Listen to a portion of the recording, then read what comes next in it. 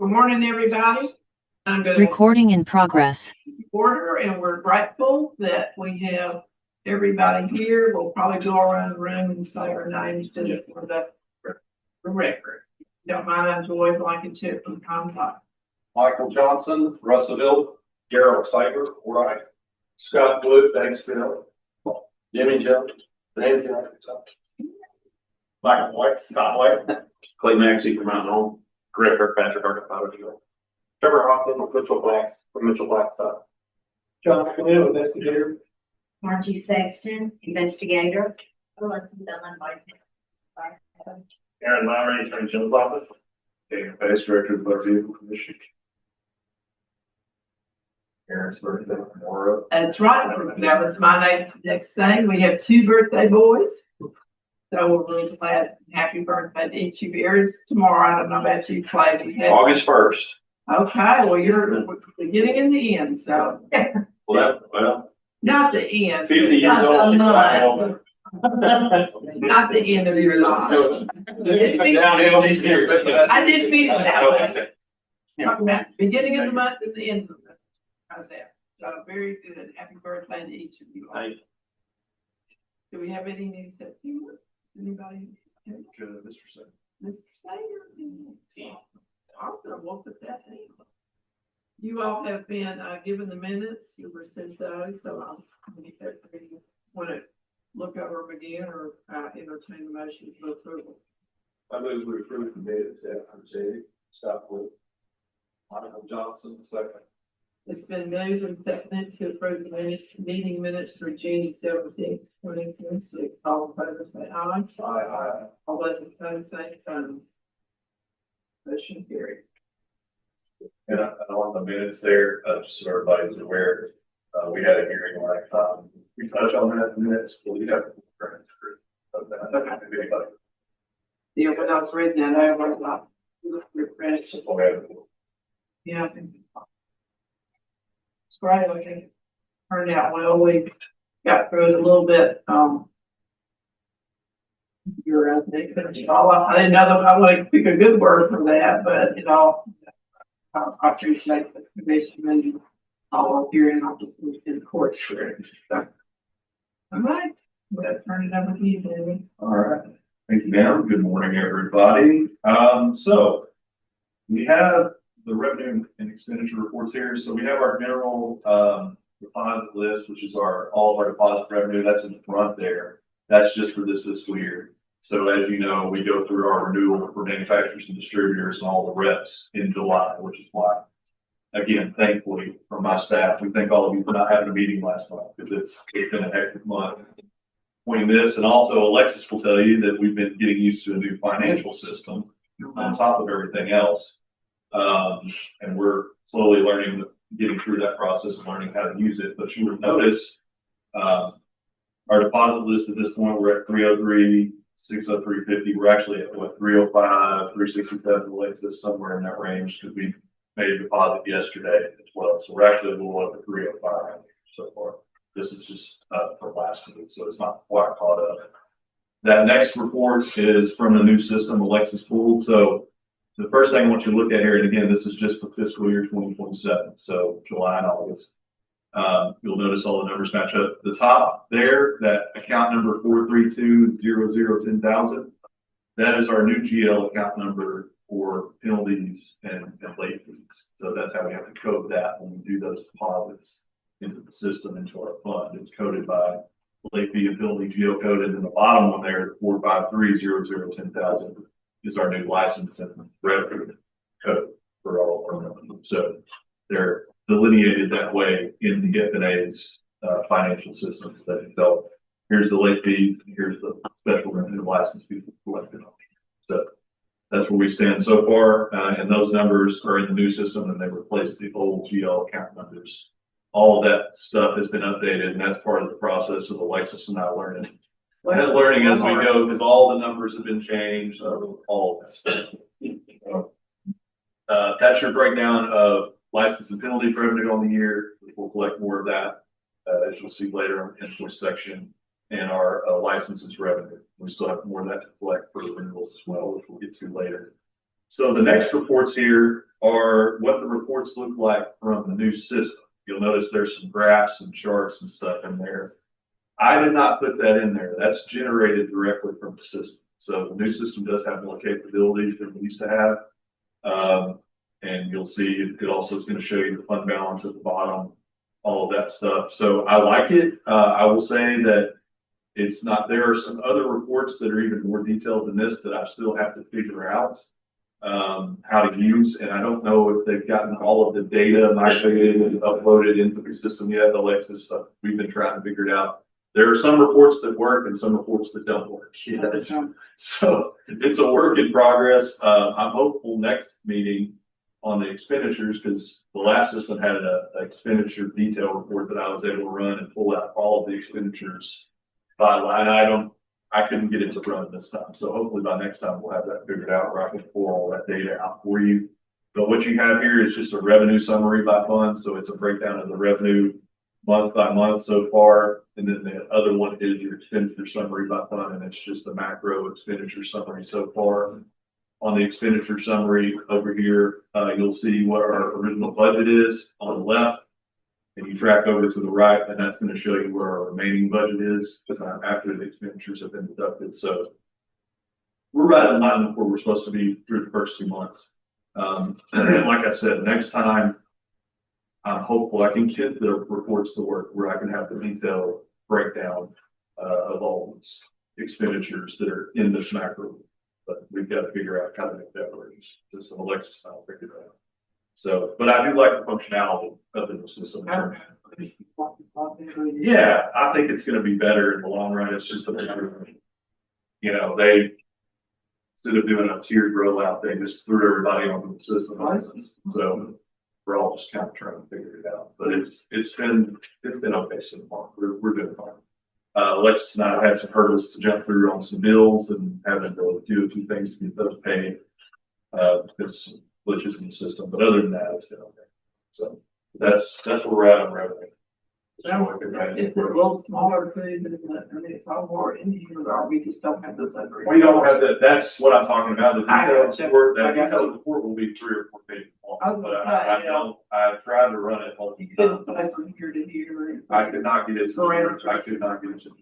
So we've got. All right, you'll figure it It's supposed to work, but I don't think they have it. Well, that probably is not on your side. It's So, the you evidence know, system. okay. So hopefully next time we'll have that, but that's what we have for this time. And I will say, based on where we're at right now, and just looking at last year, I want to say 5,000 or 6,000 ahead of where we were at this point last year on revenue collection. So we're It's actually, gotten better. we're a little bit ahead. So Anybody else, any questions? We need a motion to approve the revenue expenditure.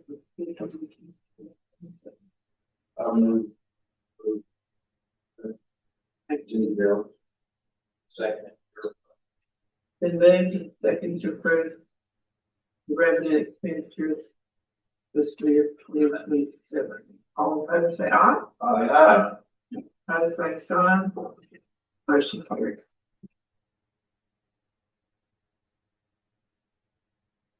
One license. Moving on to the license. So this first report you see here is the report Alexis puts together for us every time. And again, this is just for fiscal year 2027. So this is going to show you all of the license submissions and applicable fees to that we've collected so far. You'll see down there at the bottom that 305 number. So this is actually caught up to where we actually are. But this is showing you every single submission by license type. And you'll notice most of them obviously are the renewals for distributors, manufacturers, and the reps. And then we also have a bunch of new distributor and manufacturer reps that have applied as well, as Alexis keeps going with her project to make sure that all the manufacturer distributors are actually letting us know all the people that are actually working here.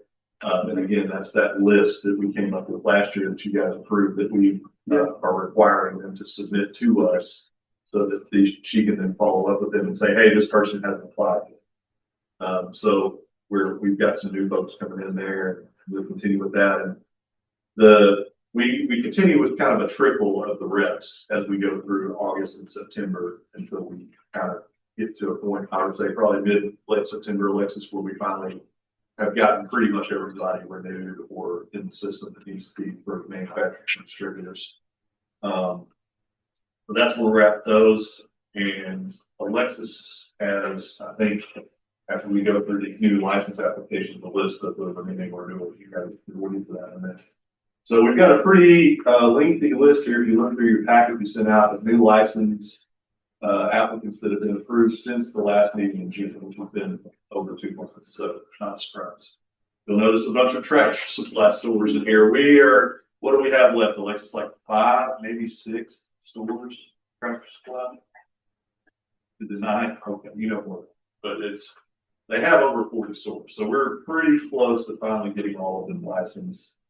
And again, you'll notice they're not always selling all the products, but there will be an assortment of either Champion, which is Coleman, High Sun, Massimo, and Sunrise, and that's pretty much all they're selling right now. Again, it's not across the board that they sell all of them. Some of them sell 1 product, some of them sell 2. It just depends on what the market area is, where they're at. The first one here is Tractor Supply Company store in Boonville, new license. That next one is the Tractor Supply in Heber Springs. That was approved the most. They're selling Sunright, Champion. The next one is the Batesville Tractor Supply up in Scotts area. They're selling Champion and Sunright products. The Sunright or the Tractor Supply in Malvern, they're selling Champion and Sunright.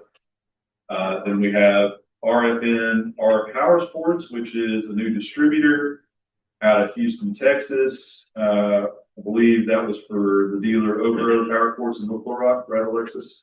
Yeah. And he's selling, I believe, their motorcycles. So that's mainly what this distributor is distributing on Arkansas. It's a new distributor.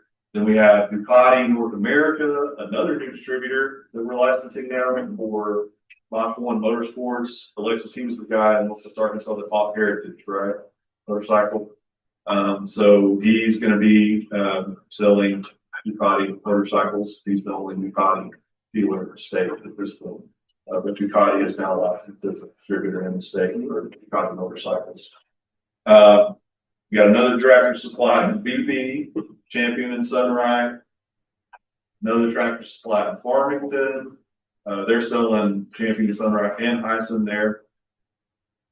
And then we have Everett Automotive, which is Everett Kia in Searcy. They finally finished their Kia store in Searcy, and we authorized them back in July for a license there in Searcy. Remember, they just got there in Batesville for a while they were completing construction on the Searcy location. So they're now licensed at Searcy store there, brand new store. Airstream of Arkansas had to come back and get a manufacturer license. They actually dropped their license for what, 3 or 4 years? What was it? 2, 3 years. They had to come back and get licensed as manufacturer because we have a new Airstream dealer, Mr. Boydix, is opened a new Airstream of Arkansas store in Conway there. So we have one Airstream dealer in Arkansas, and he's in the room. So, and that's the next one here. M&T Enterprises, Airstream of Arkansas. That's Michael's new store in Conway. Then we have Fort Smith CPJR. That's Crane, Chrysler, Dodge, Jeep, Ram, Fort Smith. We do auto dealer at Fort Smith. The Crane Group bought this store from Breeden, Chrysler, Dodge, Jeep. You'll notice later on in the packet we have a surrender from Breeden for that, Mr. Breeden. We also have Crane Chevrolet GMC in England. Marty and John did a visit to them yesterday, I believe. They bought Heartland GMC. There's a surrender from them later in the packet as well. Lynch. And we have another Tractor Supply store in Russellville. They're just selling Sunride at that location. Balance Recreation, Elkhart, Indiana, new manufacturer. I believe Funtown is the only dealer for them right now. Right, Alexis, RV manufacturer. Funtown RV and Bride Cabot. Yeah, she's got it at the bottom. She does a good job of putting that at the bottom for you guys. Funtown RV and Bride Cabot selling Balance Recreation products. RV manufacturer, so new manufacturer there.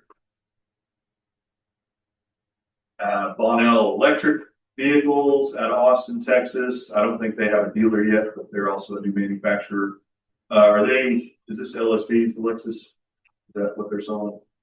Bonnell Electric, I think I remember it is LSP's, yeah. Ozark Teeny House Outlet, so this is one John and Margie did visit on, they're selling the RVI homes, right, RVI units. Michael can tell you about those, but they're basically tiny homes that are technically an RV because yeah, we do license those folks, so they're selling Champion homes.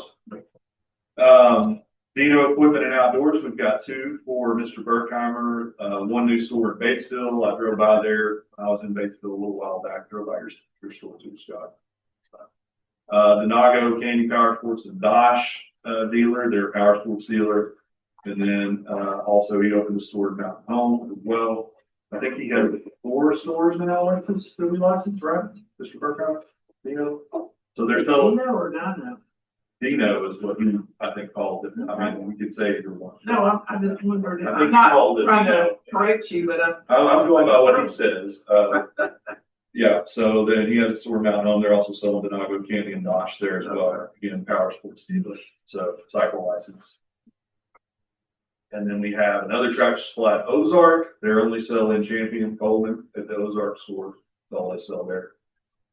And Greenbrier Tractor Supply, they're selling Massimo somewhere at Tyson there. And then we have Rockwell Auto Group is the next two. So they just bought Mr. Petrus's store down in Stuttgart. You'll notice a surrender from him later in the packet. So Casey, very nice lady. John and Margie talked to her as well. So is Alexis Casey Rockwell. I think Greg, I think she told me her father used to own. Yeah, Frank Carter, he was a Ford dealer in Surson. Yeah. So they're getting back into the auto business. I thought they were Ford. They weren't Ford. It's you, Frank and George. Okay. So That's what she said her father. I think. They sold out though. It was long before Oh, I okay. got the commission on 5. They weren't others. Yeah. I've been I around never for did. a long. But yeah, so Casey and her group are owners of they really, they need that there. Rockwell. I mean, kind of sad to see that. But so this is one of those where it's the same location, but it's 2 different business lines. So you got Rockwell Ford and Rockwell Chrysler Dodge Jeep. That's the way the manufacturers want it. She's got tax ID numbers that are separate. So just 2 separate licenses. We can do that for them. So. And that is it. I told you there were a lot since last time. They're all new dealers, manufacturers. Single point deal. Any questions on any of those before I move on to the rest?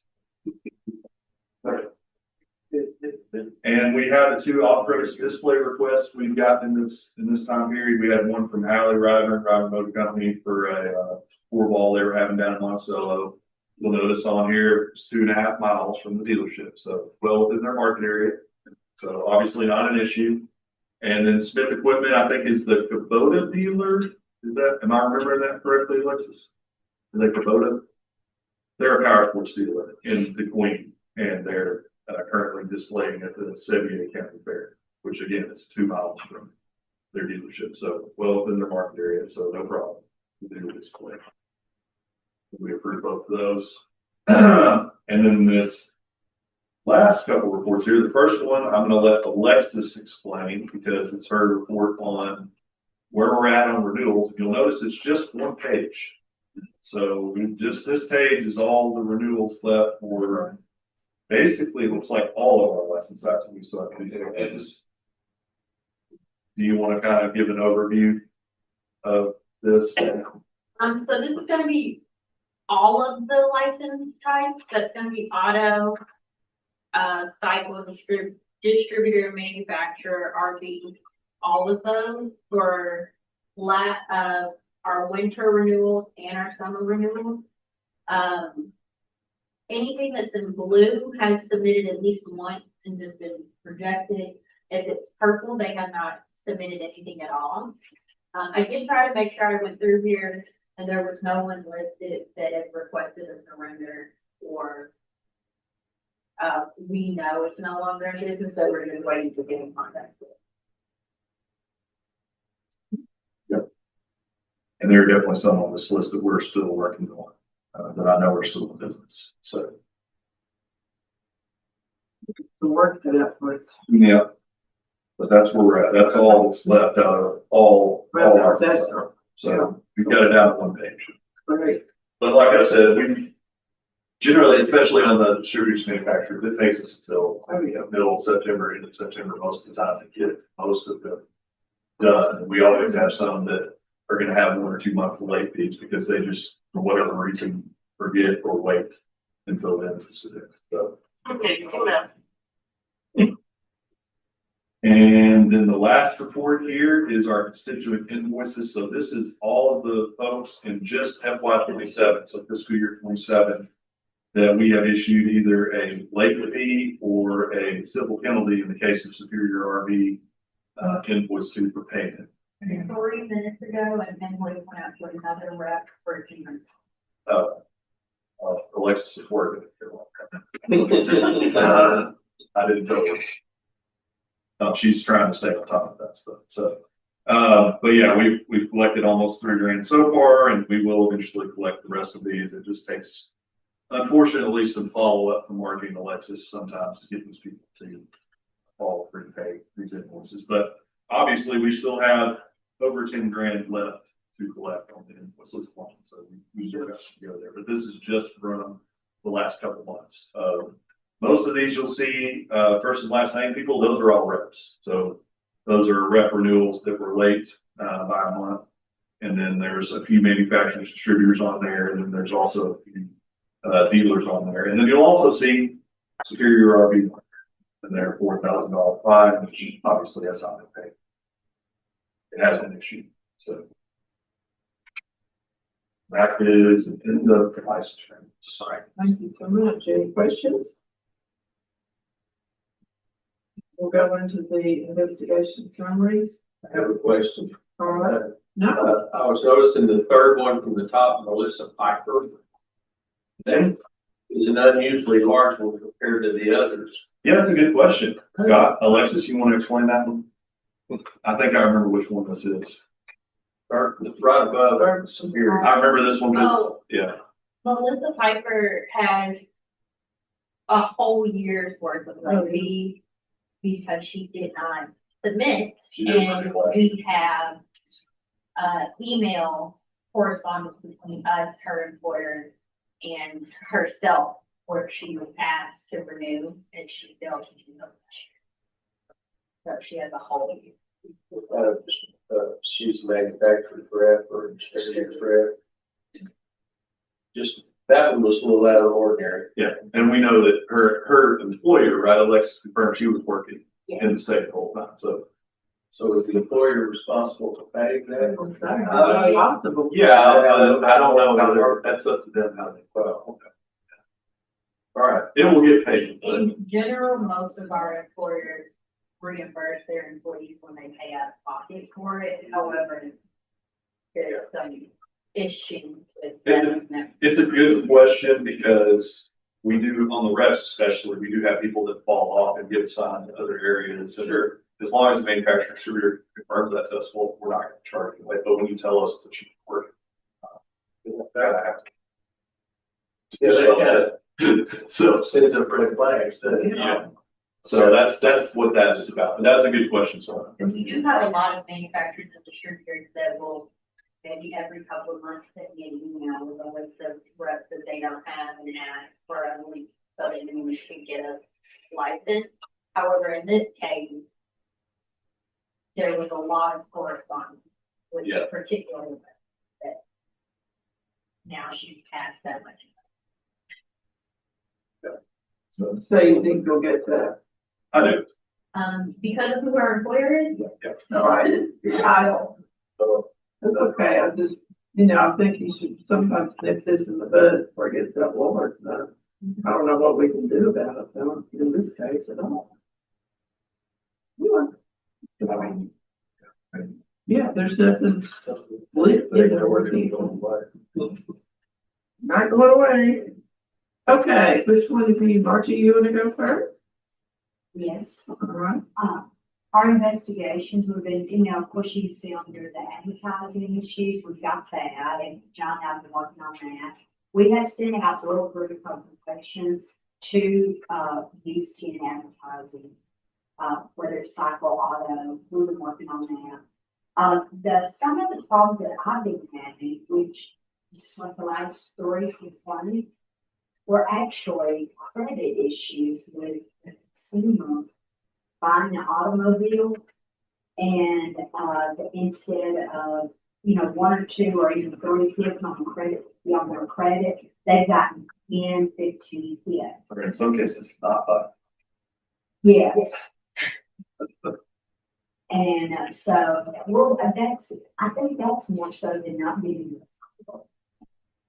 So I've been doing those are the complaints I've been working on with the dealers that we contacted about that. And in one particular instance, the woman did this a year and a half ago.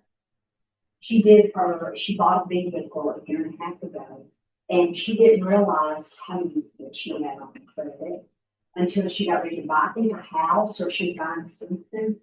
And all these showed up, and we did call the dealership, and they said, we have no record of those paperwork. After 6 months, they're shredded. And why didn't they come to us, a year ago? We could have had this rectified, but they did, and so we're working with them now. And then consumer. Most consumers probably don't know how many times the credit for.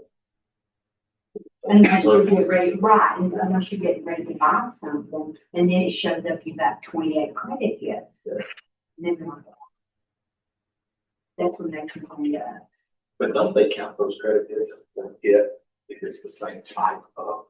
You would think they do, but they I didn't. thought there was a procedure in place that, there was all the hits that were hitting the consumer were the same type of, on the same transaction, certain period of time.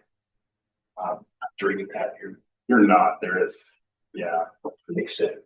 It's all separate. But they've been showing up as separate, and they have all 3, and that may be correct with the, and all those, but that's not what it's showing up on the credit report. Which does hurt the consumer, absolutely. Do you have any questions? John. Well, as Marty said, that advertising will take a considerable amount of time. We spend hours a week going together with various dealers, whether it's power sports dealers or auto dealers. It's a lot of the complaints that I've been seeing of late are used vehicles purchased as is. People have, instead of buying an extended warranty, they'll buy a car, and within X number of days or whatever, they'll start having mechanical issues on it. They'll want something done, and unfortunately, as most folks know, as is exactly what it is. So that's kind of the trend that we've been seeing. Haven't got a lot of time in place. It's been, But are not on the table. yeah, I mean, just one maybe, I think. But just various things, complaint last week about hourly rate on vehicle repairs, so. And that's one we're gonna have to call and explain things to that gentleman. But, for the most part, it's just used vehicles, training, and just sporadic things here. John, Margie, I would like for you to touch on for the commissioners 3 complaints in the non-public. Quality Wheels, Ms. Eggers, and also Parks. It's non-formals, 26072, 26073, and 26076. These have been the pretty recent ones. They're all pretty interesting. And before we get into that, I want to say thank you to Michael for handling this virus issue. Thank you, Michael. Appreciate it. But yeah, Marty, John, can y'all talk about those three specifically? Because I think they're all three uniquely interesting situations that I know y'all are still working on. But Well, let's talk about Miss Eggers, Johnny. That's one that Margie and I have worked on, and Ms. Johnson. we whispered good counsel in her ear to try to get this. This was a Rule 9 violation of delivery prior to sale. So she traded the vehicle in and put a sizable down payment with the vehicle and took delivery of the vehicle when then she was denied finance. Well, long story short, she decided that she wasn't taking that vehicle back like she's obligated to under the time. And so the dealer has had to go to court and get a order of reflect, get that vehicle back. She said they were finally able to serve her summons after a couple of weeks of trying. And they got her served, but they still haven't got the vehicle back. This has been going on, what, 2 months now? 60. Margie and I talked to her till we were blue in the face on the phone to try to make her understand that she was obligated under the law to return that vehicle, just as the dealer was obligated to return her down payment and her traded vehicle, which they were prepared to do. which they were completely prepared to do, Returning writing, such.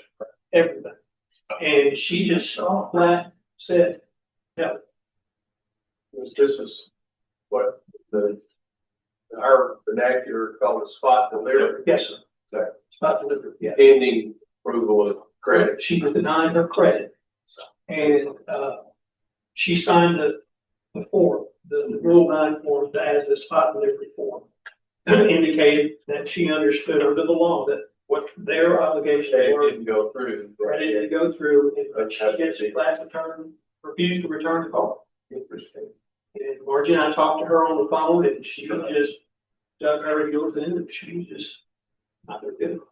So the dealership has started legal proceedings on her to try to get that vehicle back. So John and I talked to Mr. Grace, that Bale's attorney, last Monday, I think it was. yes, And he said she was served, but she still will not return the vehicle. Well, and I want to brag on that one specifically on John and Margie, because I've listened to the phone calls they had sellers. I asked them to do that to try to get her to understand, because we can't give her legal advice. We're not allowed to do that, but they tried everything. They explained everything to her to get her to understand the seriousness of, hey, you know, this is what you can do.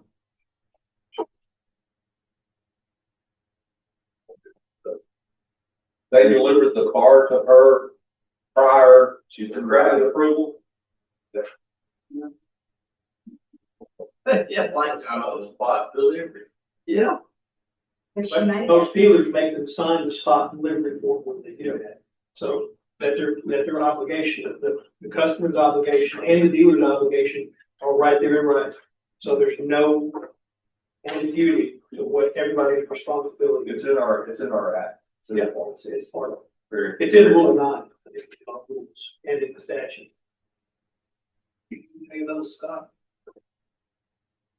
That's that lady doing it. I mean, it's not a, everyday practice by any means, but I mean, there's decisions that are made late afternoon on a Saturday where the banks are not, you know, I mean, they're clear, the decisions that are made, but yes, it's not uncommon.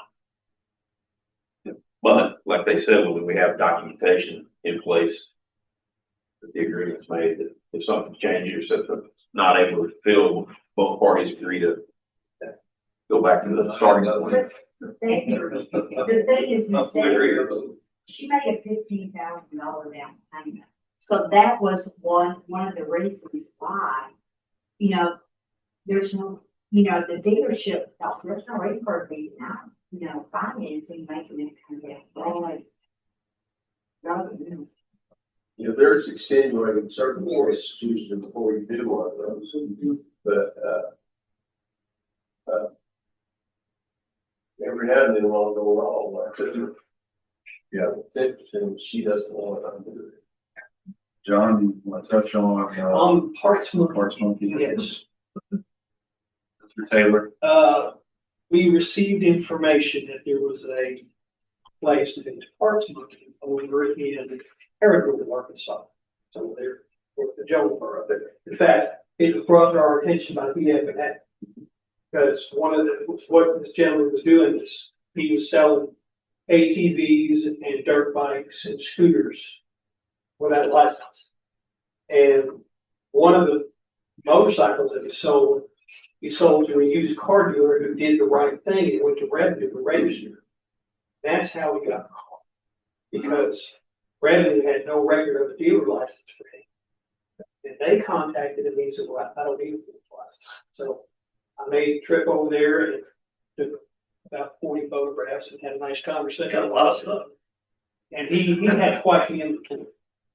And now to his credit, he has done what we have asked him to do. He has jumped through hoops to get all the proper documentation, dealer agreements, and uploaded everything to ELP. And he, no, we haven't approved the license and everything. We will, sweet. So He's finally, he's done what we asked him. Mr. Taylor has done what we asked him to do. Kudos to him, because it was quite the undertaking. He had a lot of money invested. So he did it right. Here it is. So that's a good one. He's in full compliance to everything we asked. Now, Quality Wheels, I want you to touch on that because I unfortunately, based on what y'all told me from your multiple visits with them, I feel like we might have another Superior RV situation. Yeah, Thank you. Quality Wheels is an RV dealership, Central Avenue in Hot Springs. Yes, almost to London. Marge and I went down there with express purpose of getting him to renew his license. And long story short, we went down there and he just kind of hog around and, oh yeah, I'll do it. Why don't y'all come back next week and we'll discuss it or here. Well, a couple of weeks go by, Margie and I had to go back to Hot Springs for some other things, and we went back by as a courtesy to him. And went over the same stuff, basically, that you need to get your license renewed. If you're not, he sells a lot of used RVs. Want to sell new RVs or your license, you have to have inventory, you have to have a current record as such. And as of today, he has not renewed his license. So maybe a road that we have to go in at some point. He did tell us when we went the first time. And I explained to him of his penalties. And I don't remember what it's $100 and $50 a month for each month. And he said, what was it, $600 is the least of my concerns when I opened them. So we suspect that there's underlying financial reasons to his failure to renew right now. So, But he's adamant that he still has Franchise. an agreement and product to sell, so he needs a license to do that. But yeah, anyways, that one may come back around if we can. But he hasn't had any shenanigans like Superior. Not so far, not that we're aware of it. Thankfully. The radar is up, like it's just one of it's telling us enough to know that we'll see what happens, but I don't have a good feeling about it. Just put it down. Anything else, Margie John? Okay, I think they have some stuff at the end of the agenda we'll address later. But I told them to wait for the money to get into that. All right, that concludes the investigation and appointments. We had a few things to talk about, and if we could, thank you all for what you did. Aaron? We're on the business here. Great things. If you look at the first page there in your packet, you'll see any signs. All right, well, let's smack over that one first. Oh, okay, yeah, it's at the bottom. I skipped over. Sorry about that. So smack over motors support. You'll remember there was a complaint by the dealer regarding the incentive program they had with Ford's dealers. The commission asked that be set for a hearing. Notice of hearing was mailed out to both parties. Both attorneys have received it. Hearing is set for September 15th, 16th, the next meeting. As of, I guess, today, we have not heard from either party. Their attorneys asking for continuance. So as of right now, it is scheduled to go next month. Yeah, we haven't officially got anything in writing or heard anything back here tonight, but one from either party's attorney. They all have notice of hearing that's confirmed. I think John talked to Mr. Langley, and yes, I think he indicated he had passed everything on to his attorney. Yes, they were prepared, but that's the extent of any feedback from either party on it. So we're assuming at this point that they're okay with the hearing date, but we'll let you know if something changes.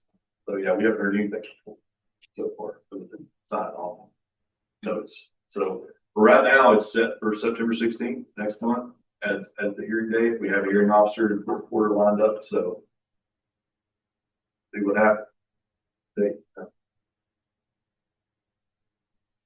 And that's up there, I think, that much. Okay, now into your packet there, you have assigned certified mail receipt signed by the owner of the clock. He received the order from the hearing that we held in July. He had 30 days from the date of service to appeal it. He did not appeal it within that timeline. So this is now a final order with And it's posted on the website. So okay. Next, we have some consent agreements for y'all to consider. If you go to the first one there, it's a matter of Lone Star Golf Cars. You'll remember this. This was a dealer that was selling Dodge vehicles. Dealer was not licensed, vehicle was not licensed. We sent a consent agreement to both parties. Dodge actually applied for a manufacturer's license before the consent agreement went out to them. And so the commission issued that license rather than go through the consent agreement. So the manufacturer was taken care of. Lone Star Golf contacted the commission several times. They wanted to discuss the definition of LSVs and why they didn't need a license and why it wasn't like this in other states. We actually went back and forth several times with them. Daniel and I did different emails explaining that they had to have a license in order to sell, and in order to have a license, they had to return this consent agreement. Wouldn't be licensed until this consent agreement was returned. I don't recall when they actually, I guess the end of July. end of July after Austin, after your last meeting, Mr. Howard called finally to talk to them. They've not been invited to call for that month. So as you can see, the order in the consent agreement is to stop buying, selling, or exchanging these vehicles and pay $1,000 fine. He didn't sign and return that, and once it was signed and returned, I believe he started the process to license that. Correct? Yeah, they're licensed. So once it's been approved by the commission, Alexis will make sure that's added. If it's not already added, they're licensed to sell Dodge, and that's fine since they've agreed to it. And then Alexis, once that's approved, that's with any of these consent agreements, she'll issue the invoice for the penalty as well on the profile. So unless the commissioners have any questions, we would ask that you vote to approve this consent agreement.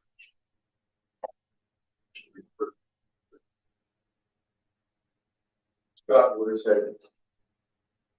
They moved and seconded to approve the consent agreement. All those in favor say aye. All those opposed say no. It's safe for one struck off. this may I should have said that. Right. Motion here.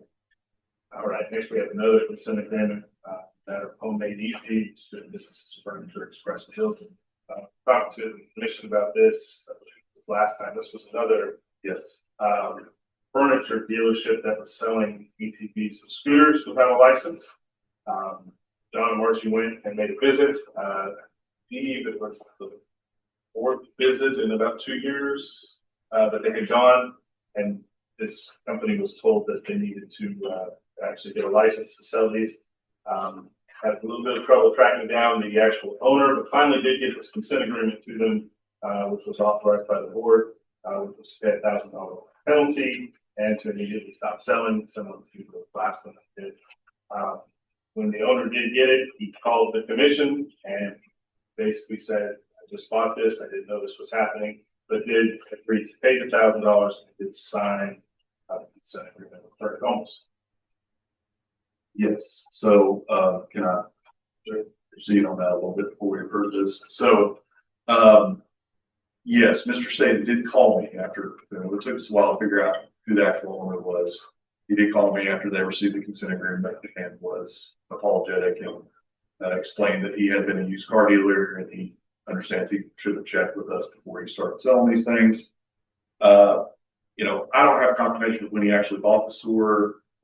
Regardless, he's been selling them at his store. He says he bought it back in December of last year. Well, he's been selling them this entire year at his store, so it doesn't really matter. He's been selling them. He admitted he's been selling them. So he said he signed a consent agreement to get back. He did.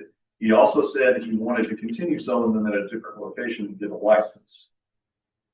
We've provided him all of that information. So far, he hasn't really followed up on that. And you know, I told him how that would need to work. He said he has another building in Pearl, Arkansas. If I know where that is, I do. But I told him, well, we'd be happy to get him licensed there. It sounded like it would probably be a facility that would work based on what he was telling me. But since that conversation, the only follow-up we've had from him is him returning the consent agreement signed, which we appreciate. And then he also, in the email, which I don't think I included in here, complained about some other furniture stores that he says are also selling. He didn't name any of them. So I followed up with him immediately and laid out for him, well, if that's true, then you can provide all this information for us. And John and Margie are happy to follow up on that. Haven't got anything back from him on that either. And then John and Margie, I had to do a follow-up visit yesterday. John and Margie, you want to tell the commission about that? Because as part of the consent agreement that he signed, as you can read, or y'all get to that, part of that is he's going to remove all the units from the store. And he told me he would do that. And he said in his email that he did that. So Marge and I made another trip to Forest City yesterday and went to Homemade Easy. Went in there and lo and behold, they did have some units that are still there. They're very convenient. We're putting some caution tape across there and ATVs are not for sale, but there's one ATV and 2 scooters. So, and it's the strangest thing. Margie and I, this is the second time that we've actually been in this store, gone in, walked around, and have not been confronted by anybody. Nobody asked us, can we help you? Is there something that you'd like to see? Nothing. We walked in, took photos, looked around a minute. So we don't know exactly what's going on. You see anybody? There was a person in the back, a gentleman in the back that was doing some work, and he looked up and waved at us. Very friendly, and smiled. I didn't know who you were. I had no idea. I mean, they're dressed And there was a woman, boys from the back, but we didn't see her, So which I'm almost certain was Miss McCoy, the manager. once again, they just, I guess, I don't know why they're there, but you couldn't see those if you were to look in the window. They're in a spot over to your right that you can't see. You have to actually go in. But just to be clear, y'all may disagree with me, but this is not compliant with the consent agreement. That's not removing them from the store. You can put all the signs you want up on them, but they're still there. And if somebody walked in and says, hey, those are cool, can I have one of those? You're really not gonna sell it. No, I agree. So, I agree with that. that's not, we need to have a follow-up discussion with him. My advice is just go ahead, he's signed it, so he's agreed to the terms, and part of the terms are he will remove the units, so that will give us the teeth to follow up with him I mean, we're gonna issue an invoice first anyway, so, but These things were in the front of the store where the furniture and stuff is. They weren't like in a back room. So No, and to see those, you actually had to walk in and turn around and walk back out, and as you're walking out, you can see them over here. If you see. Talking a little spot there, so a little room off to the side. But he told me in the email he sent me that he had gotten them out of the store. Cause he told me on the phone, I had to get it, he had to get a truck, so he could get them out, and it's like, okay, that's fine. And Marty and I had sent him an email twice and made a phone call and even left messages. We're gonna let him know that we're gonna be over in that part of the state on other business, and if he'd like us to come by his Earl location, we would be happy to come by and do a facility visit, and we never heard anything back. But Alexis, I mean, if this consent agreement is approved, Alexis, this is really easy for us, but she'll just create a profile in the system for him as an unlicensed dealer, basically. And we can send him an invoice in that profile, his email address, and he'll pay it with the credit card. So we don't have to pay it with anything. And we'll just keep following up with him until he pays it, until he complies with this. But once we've sent him the invoice, if you guys approve it, I am gonna send him a follow-up to the consent agreement to allow him to, he needs to, you know, it's out of the store for him to come back and check again. So, but it's up to you guys, what you need a motion. It's still at the $1,000. Yeah, we're at the. Right now, yeah, he's agreed to that. He said he would, he agreed to it. Sign off. So it's a fair time. We've made one visit since. What that, yes, sir. You have to go on you can't go on Wednesday because they're closed on Wednesday. With that, that's the hard. Wow.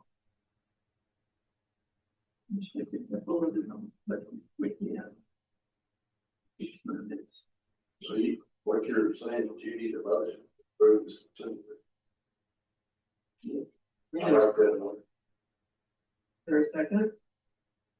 I'll second. Sure. It's been moved and seconded to approve the EC consent agreement.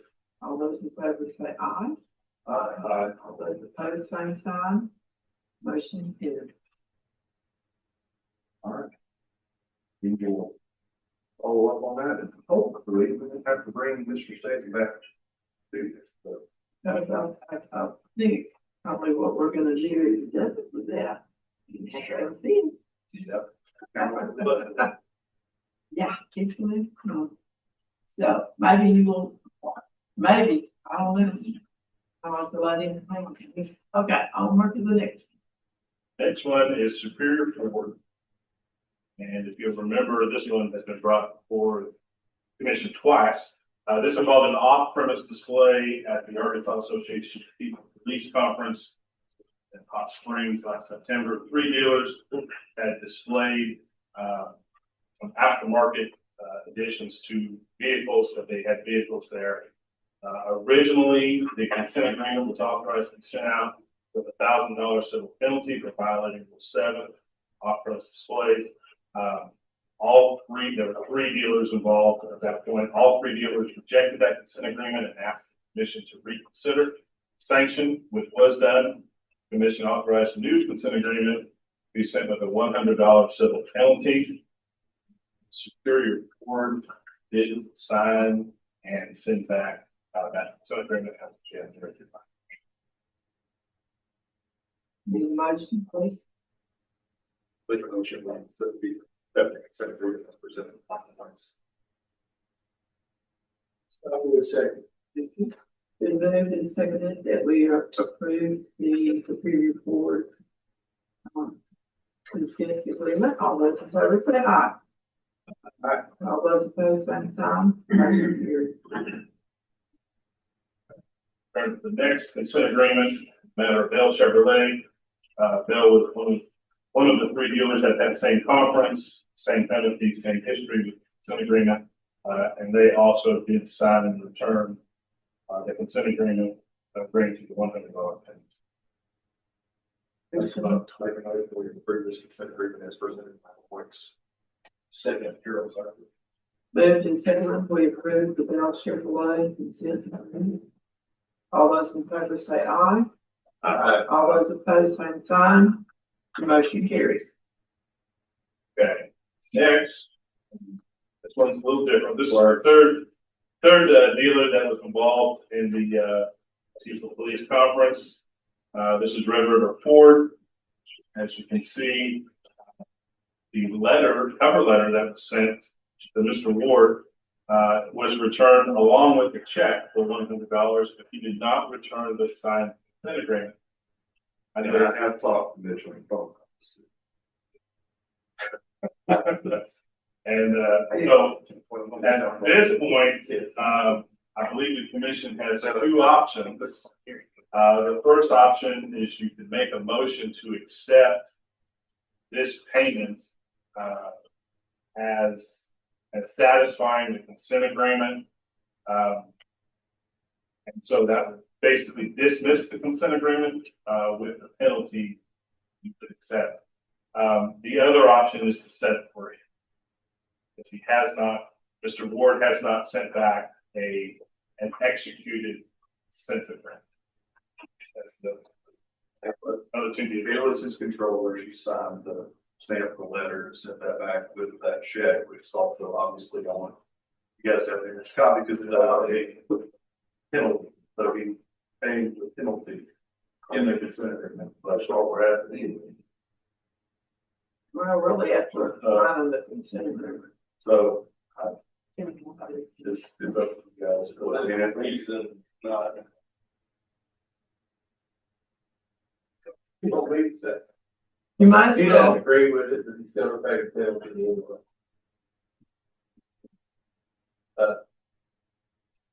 I move to accept this money. Yeah. Move on. I've got wood. Second.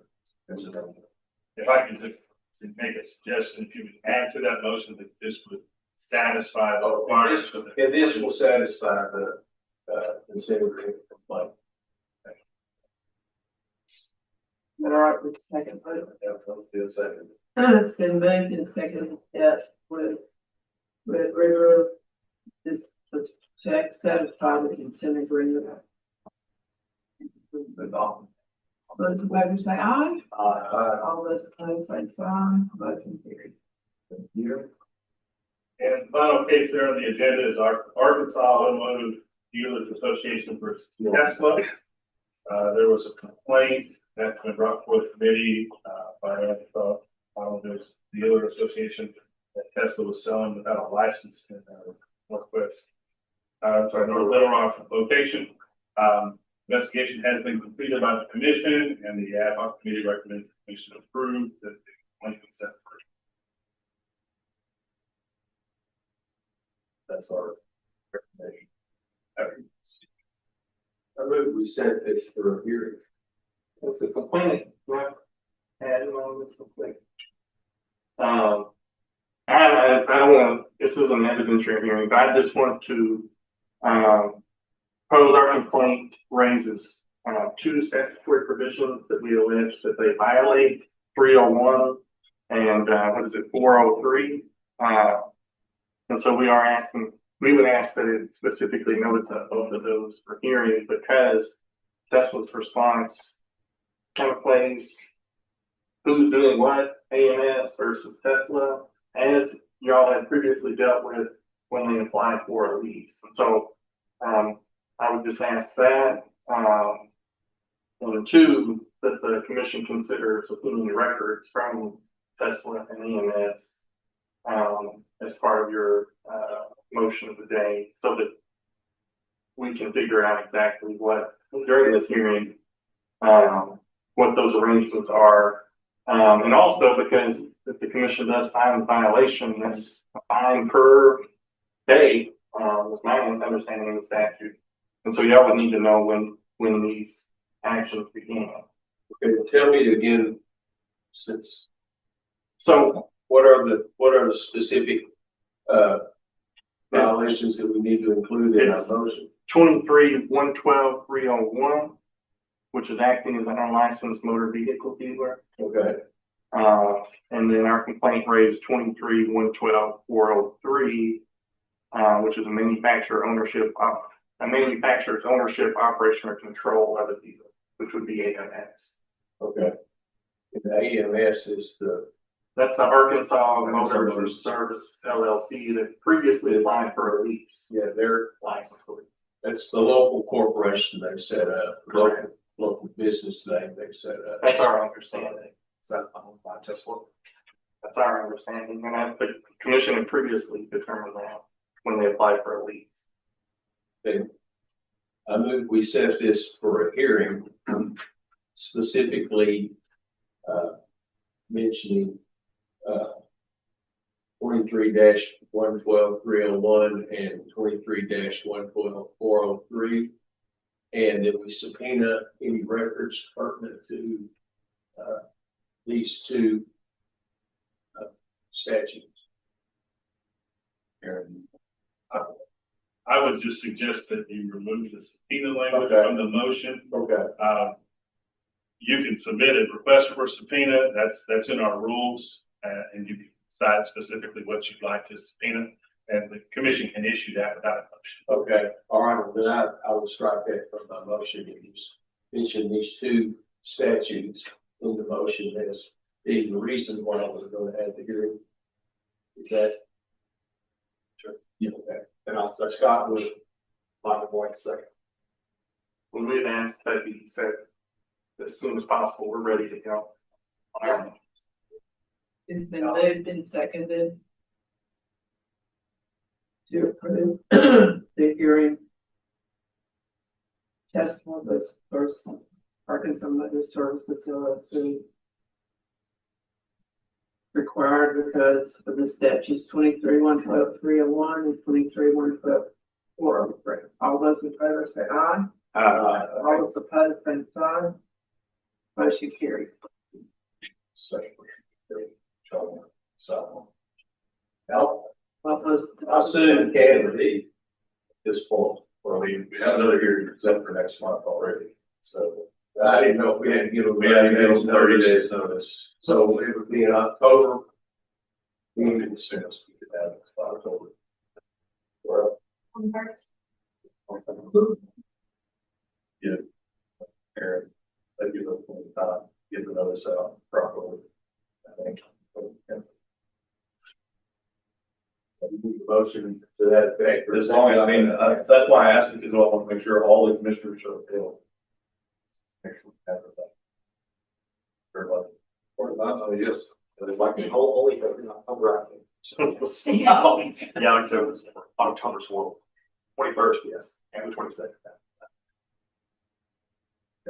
So that instant.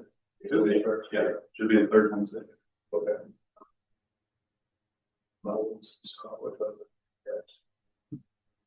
So we could please make a motion to that effect. I don't think so. I think we just have it. Yeah, but we just Aaron, I just need to know. Yeah, so, okay, October 21st. Is that okay? You're done. Thank you.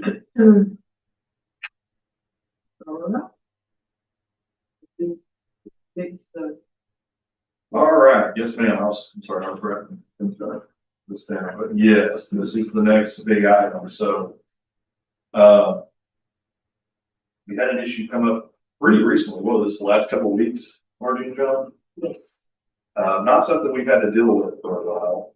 I don't know if Greg ever had to deal with this when he was the director, but, John, Marty, you want to kind of take the lead on this, since you've been talking to the general managers at both dealerships about this whole situation, kind of how we found out about it and all the follow-up. So the commissioners are, and you have all the material in the packet. It's all there for you to look at on this. So you're aware of kind of everything we've done there so far. But John, Marty, I'll let you kind of take the lead on this one. You all have been involved deeply in this whole process. On July the 30th, and I'll just tell you how we found out about it. On July 30th, around 5:44, on my way home, I received a text and a phone call from Lisa, the attorney for Gregor. Legal director. Yeah, the legal director for Gregor. she stated that, Everett Kia had sold 2 new GMC pickups at their Kia Lakeville. And she sent me, which is in the packet, she sent me the actual, Facebook, Facebook post. yes, Facebook post made by the salesman and the person that bought the vehicle. And also in the photo is Mr. Wilson, the general manager of Everett Kia. It's in the very end of the packet. That's the vote. And they put in there, and I won't read the whole post, but that it says purchase of 2 new GMC work trucks. And notice it says Everett Kia, and that's the location in Thursday that it was purchased from. And then, And the company is American Tool Machine. yes.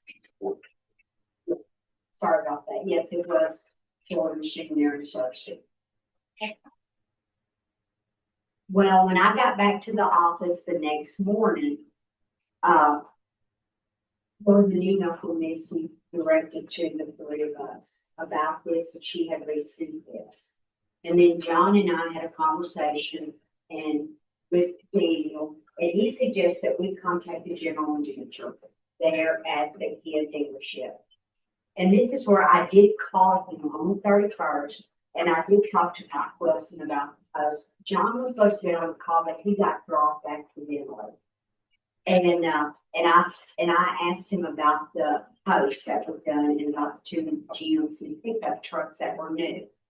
And he stated to me that only one was used, and then mid-sentence, he stopped and stated he will take care of this, and requested, and I did request an email response for the sales outside the market area. And then, he said to me, sorry for this issue this morning, he sent the email to me. Everett Kia did sell a new GMC. He did not sell a new GMC. He referred to one. And it was the new customer, and it was pre-owned. It was new to the customer, but pre-owned. He said the post has been corrected. And when I checked, the post had been removed. It was no longer available. And then after that, I did thank him for sending to let him know about all the sales. And then we called Misty. John and I did let him know that we did address this with the director, and we keep her posted on, on the complaint she had. And then I'm gonna let him take care of it because he did the rest of the conversation. Well, you also got the bill of sale. Yeah, buyer's he order did from, yeah, I did get the buyer's order for bill of sale. Oh, yeah, before John takes over, I want to tell you this. I did get the bill of sale from him. I called DFNA, and we found, and DFNA, which was Jim Crane, they're one of the administrators, he got me with the DFNA police. He's an actual certified police officer. And anyway, and I did talk with him, and he tracked down that vehicle, the buyer's order that Mr. Wilson gave. And it was a used vehicle that was sold and registered in the state of Louisiana. And then it was sold back to Everett. I think he had what, 3,000 miles on it? Not a lot. That's the ones. 5,000 for everything. Yeah. It's in the past. Yeah. And but anyway, what had happened was we did find out that one was used. That's the only one that he sent in the buyers or invoice for, was that particular. And we did find out it was used, so that was not the issue. And then John. Okay, well, just piggybacking on what you said here, I got that same morning, I got a call from Dwight Evans, some of this. And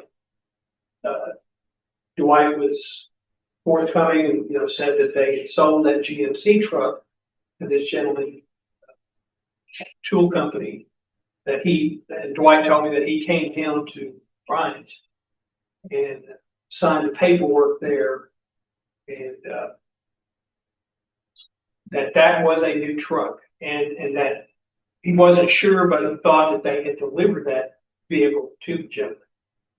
And after I talked to Dwight a few minutes, then Jerry Odom, who's the general manager at Everett GMC down in Bryant, called me. And we had a conversation, nice conversation. And I explained to him what was going on, and he was gonna look into it. So he did, he called me back a short time later, said that they had sold that truck to that gentleman up there at the tool company, and that the salesman actually had delivered it to Everett Kia in Searcy. And Jerry had told me that, you know, he had looked on Google Maps, and this gentleman's tool company is only a few blocks from Everett Kia there at Searcy. And of course, he said, you know, hey, it's our bad. The salesman delivered it to the Kia dealership instead of delivering it to the man's business. And he said, you know, I've admonished the salesman for doing that because that's out of our market area, and, you know, we apologize. And so that's kind of where we're at. Jerry did send me the buyer's order for the new truck. So long story short, the new truck was sold by Everett GMC and delivered to Kia in Searcy. The used truck was sold by Kia. But if you'll look at the Facebook post, and this is what I told Mr. Odom down here. You know, you got the general manager, you've got the salesman, and what appears to be the consumer or customer standing in front of these two vehicles, parked nose to nose in front of Everett Kia. It's kind of hard to deny that evidence. So now I will say this: Mike Wilson, manager there, I talked to him also, and between all three of them, Mike Wilson, Dwight Everett, and Jerry Odom down there, they were very nice, very forthcoming with everything. They didn't try to hide anything from us. So that's pretty much it. And Margie and I looked at all the buyer's orders and connected the dots and everything. And here's what. All right. Okay, Mike Wilson is the manager at the Kia store. Yes. Is the salesman that's in the picture an employee of the Kia store or an employee of the GMC store? We assume that is an employee of the Kia, Mr. Odom. What's his name? Adam? Paul, yes. So Margie's met Mike Wilson before, so she was able to positively identify him. And then, like I said, they delivered it there, took the photo opportunity, and posted this on Facebook, and that's what happened. The truck was delivered, the new truck was delivered to the customer. By the thoughts together. So, Aaron, give your analysis. Daniel and I discussed this. I think we both agree, but when I look at it, I thought this was an off-premise set. Dealership in Bryant sold the vehicle and delivered it to Kia dealership who completed the sale at the Kia dealership for this particular customer. So I felt that violated the prohibition against off-premise sale.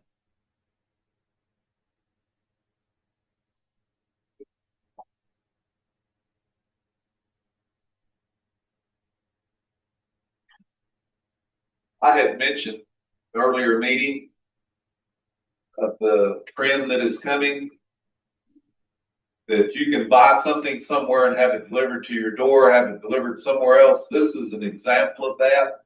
When I brought that up at the meeting, you could have heard a pin drop in here. No one wanted to comment on it. We're going to have to take action of some kind, because this is a growing trend. In Russellville, Arkansas, there are people that are buying in-state, some of them across the line, the vehicles are being delivered. Truck stop in Russellville, a Walmart in Russellville, and one of the vacant lots in Russellville that's large enough for a rollback to come in, get it off of, or a trailer. It's a growing thing. And the time is coming when there's gonna be a vehicle dropped off. The customer's not happy. He's gonna come back to the Motor Vehicle Commission. What are we gonna do? So is it, had this truck been delivered to the customer's business, Cersei, would it have been a violation? I think that's a question for the commission to decide, I think that's where you're going. Yes. If, and I don't want to taint the commission. if the sale was made and if it was e-doc sign on the computer and everything that was done there. And if the individual charged a delivery fee to it. I don't necessarily think that that's maybe a violation. That's a real gray area, but to buy and we will deliver it. I have seen on the internet here just this week where a dealer in Wynn, Arkansas has a rollback bringing 2 vehicles up here and they're touting, we will deliver to your door. We will deliver to the designated spot. That is something that's coming. I mean, Scott Wood, Clay Maxey, they wouldn't want to drive through town and see some brand new vehicles with a window sticker being unloaded in a parking lot. I mean, that would draw all kinds of curiosity. Why is that? You know, if you own a dealership, a franchise, you're acceptable with that. Being a power sports dealer, I'm not. I have a store in Hot Springs that I sell a competing brand to with a franchise dealer in Hot Springs. In 22 years, we've never had a problem, and I've been approached time and time again. Can you beat this price? Can you beat this price? Maybe sometimes I can, I can't. Will you deliver it over here? No. And I have positively been set up to try to commit to delivering. We haven't done it. As a power sports dealer, I can tell you we're not on a level playing field with stuff that's going on right now. Car dealers, I cannot imagine being franchised with all the stuff on television with this, that, and the other. I mean, people are they're testing the limits. They're operating in a very gray area. But what I mentioned in the past, this is exactly what has happened here. It's like this Carvana said, you know, they're buying and selling vehicles. Like a place out in Memphis, the Carvana place up there. I know they've even done it in Fort Worth where I live. You know, they'll come buy and trade cars, pick your old one up, leave the new one, take the old one. I'm not, I know what Carvana is, but I'm not familiar with their policies that they're charging a fee for that. But I do. Okay. Carvana is generally used car, but they have gotten for us recently, so they are now purchasing dealerships too. So that is something we're gonna have to watch because I wondered about that over the last several months because I've seen it happen 2 or 3 times just in Fort Worth, and then as much as I'm up and down the road, I'm seeing their little rollback, man. I mean, just back and forth all the time. and on top of what Mike's saying, I know we're talking about delivery, but just in this situation, Margie, John kind of touched on it, but with respect to the Everett situation. Yeah, it was delivered to the customer there. We also don't have any evidence that the customer ever set foot in Everett Buick GMC at all during the transaction. From everything I've seen, it appears to me that the whole transaction took place there for Kia Store, and they just did the paperwork online. That's a clear violation. So I think there's, Clay, you can back me up on this. Yes, sir. I think there's a clear difference between delivering a new vehicle from a dealership that doesn't have that franchise than there is delivering a new vehicle directly to a customer's door. So I think that that's 2 different scenarios, and I think one of them first scenario, delivering the vehicle from the dealership that you don't have a franchise for, is a clear violation. I think the other is either no violation or it's certainly a gray area. We deliver vehicles to customers' doors every day. And in the RV space. We delivered one to a customer north of Chicago over the weekend. Yeah, put it on the trailer, got it enclosed trailer, took it up there to him. He had signed all the papers electronically with our dealership. And, I don't see any problem with that. Now, if we had a store in that customer's town that was say a Ford store and we were delivering a GMC, we took it to that store and delivered it from that store, I think that would be a clear violation. Yeah, but to deliver it to a customer's place of business or residence, I don't see that as a violation. What do you think, Clay? We do it every day. Yeah. In this case, just being a little bit assumptive, you got a salesman, he kind of went out on his own and said, hey, just meet at our new Kia store. It's there. And I don't know exactly what happened, but at the same time, I know Dwight Everett very well. They sell thousands of cars a month, and there's hardly ever any complaints on the Everetts in here. They want to do things above board. They stay out of there's not much gray with Dwight Everett. And if he's told you that he wouldn't do it again, he's not going to do it again. And he's told all of his managers don't do it again. I don't see any point in making it any bigger than it is, to be honest with you. I mean, going by what I see, and I know Dwight very well, Dwight wants to do stuff the right way. Now, do I agree with all their pricing practices and everything? No, but they sell thousands of cars a month, and y'all rarely have any complaints on what they handle their business. That's my position. Well, this was a clear violation. Taking it to the Kia store, having the customer come to the Kia store and get it, a GMC product, or that's a violation, period. Where I'm going, say the commission's time, are we going to be acceptable if someone bought something from a franchise dealer and you're delivering it to the customer's door in another town? I mean, we're going to be all right with that from here on out. So John and Margie are not trying to run something down.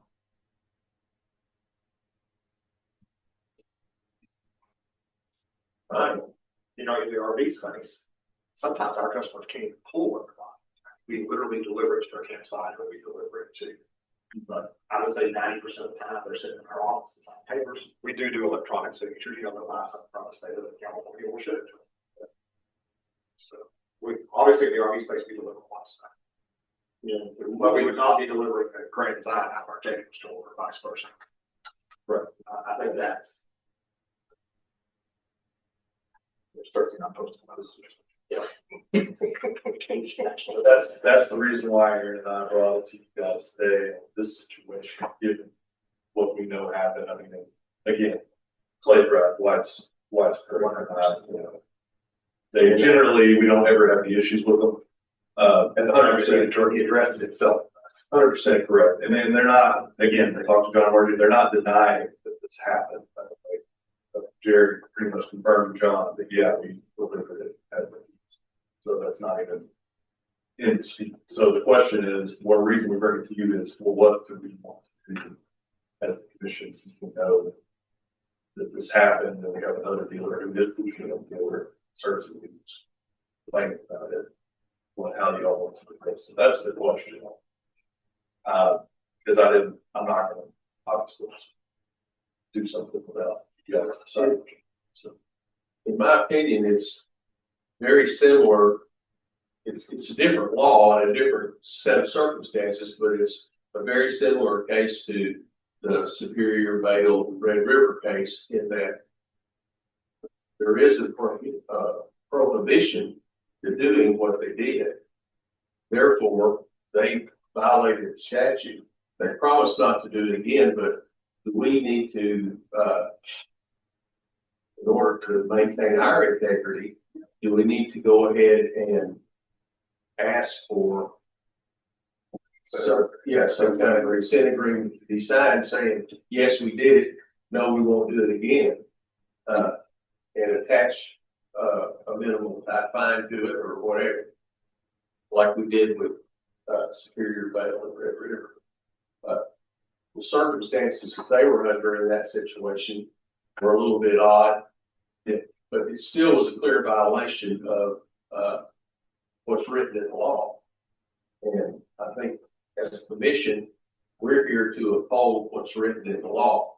Now, if the legislature changes the law, we can't change the law, but if the legislature changes the law, then we can adjust our thinking based on what the legislature does. But until the legislature changes the law, that's the law.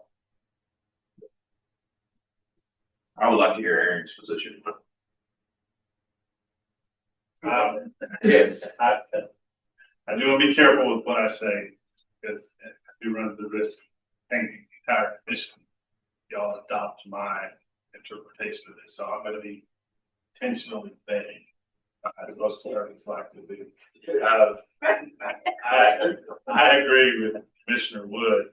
I believe that if the commission feels that this is a violation of the rule as it exists right now, that commission's duty is to then try to settle this either through a consent agreement or through a full hearing. It's to that point. I think as far as if this comes up before the commission again a second time with a different dealer, it's going to be a very fact specific determination. Where did the sale take place? Did the sale end at the delivery of the vehicle? These are things that the commissioners would have to determine. And so that's the part I don't want to speculate on as far as how the commission should rule on that issue. But those are the things that we determine. Did it take place at the dealership because the person signed electronically and then the dealer delivered it to the person? Did the transaction end when the customer took possession of the vehicle? These are the questions that we understand. And not to complicate this further, this could drag us into the same scenario with the Tesla issue coming up with the buying a car electronically and deliver it. Business. It very well could. And again, that would be to say that what I would caution the commissioners from doing is setting a bright line. This is always going to be a violation.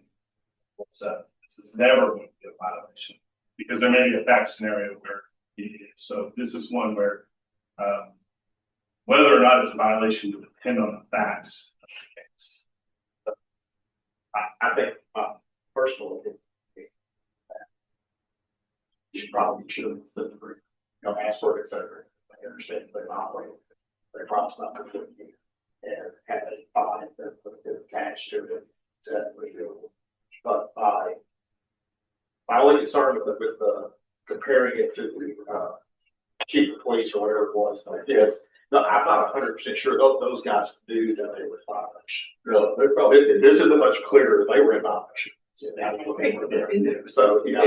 it should be a little bit more than $100. I do know that if we excuse this situation, the next time it happens, not with Everett, but with someone else who has a franchise in one place and a franchise in another, and they deliver the car at the wrong place. There's precedent set. We would be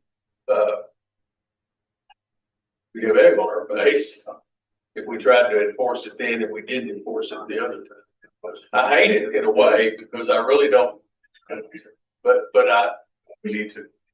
The fact is that pictures don't lie. So we need a motion.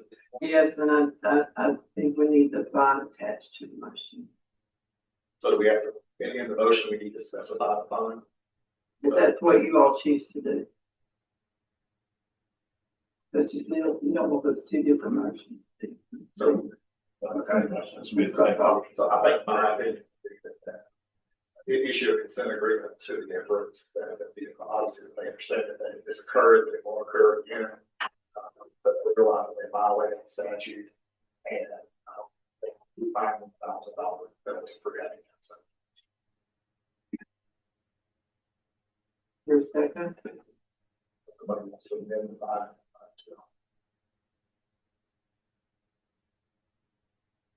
I'll second the motion, Scott. it's been moved and seconded, to send a consent agreement to Everett. But in violation of Rule 7, a fine of $1,000. All those in favor say aye. All those opposed, same sign. Motion carries.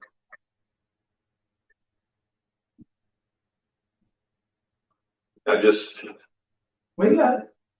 the only reason I just feel like I don't know enough about how it all took place. I mean, I did not, sitting Right right here, here, so ma'am. the picture should not have been there. Yeah, So that's where kitchen or that part of it. yes, ma'am. And I think part of my opinion for the consent agreement and the fine was the fact that they admitted it happened. Yeah, okay. They're not. Okay, so let me Which kudos to them for that. clarify That something. speaks to how good a company they are. We can sell a vehicle to a retail customer. We can deliver it anywhere, a franchise dealer, to their home or a specific meeting place in that town. And we're good with that. If you do it at a truck stop, if you do it at a Walmart parking lot. Cause I think there's gonna be some stuff come forward and as long as we're all playing by the same rules. I understand if somebody bought a motorhome from Michael, they were in California, he's got to deliver it.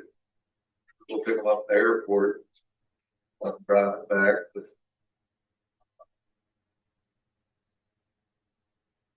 Well, unfortunately, the car business right now is Cowboys and Indians. our sports isn't any different. I can assure you that. I think the biggest issue focusing on that it's at the key, it's the advertising that they did this in an off-site location. That call, That's a pretty obvious, yeah, that's not any greater than that. Yeah, and I think going back to the commission's business, this is what's for us. This is what we have to do. There's legally, there's no prohibition to deliver the vehicle, in our case, or I guess even power items to someone's residence. It's outside of your trade territory.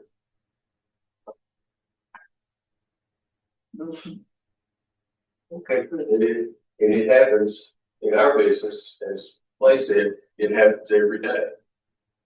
And there are dealers who advertise the fact that you buy the car from us, regardless of where you live, with delivery. And that's not a violation of any advertising rule that I have seen or read. And Believe me, the Everetts are pumping way more Chevrolets in Baxter County than I'm pumping Chevrolets in Swain County. oh yeah, we see the same thing. We see the same thing. But I don't know how many other dealers deliver into my neighborhood, you know, of cars that I franchise to sell, but it happens.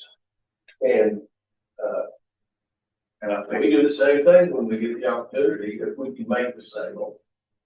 to your and Clay's point, if Everett had delivered this vehicle to the customer. Yeah. We would never have. We would never been any, would have been any discussion. Or if they would have us on. Yeah. Issue. well, in the power sports business, we get a chart every time the rep comes by, units pumped out, units pumped in. Yep. I'm sure automotive's the same way. I mean, the paperwork and all was done at Everett GMC in Bryan, correct? So the meeting place was, I mean, obviously the documentation is gonna say that they bought it in Bryan. Yes. Okay, so the meeting place became the Kia store and they took a picture there. The delivery of it, as non-franchise. Instead of doing it in Super Center parking lot, they did it at the. It's for a guy's business, just to be correct. Right. I have a question. I think that was you.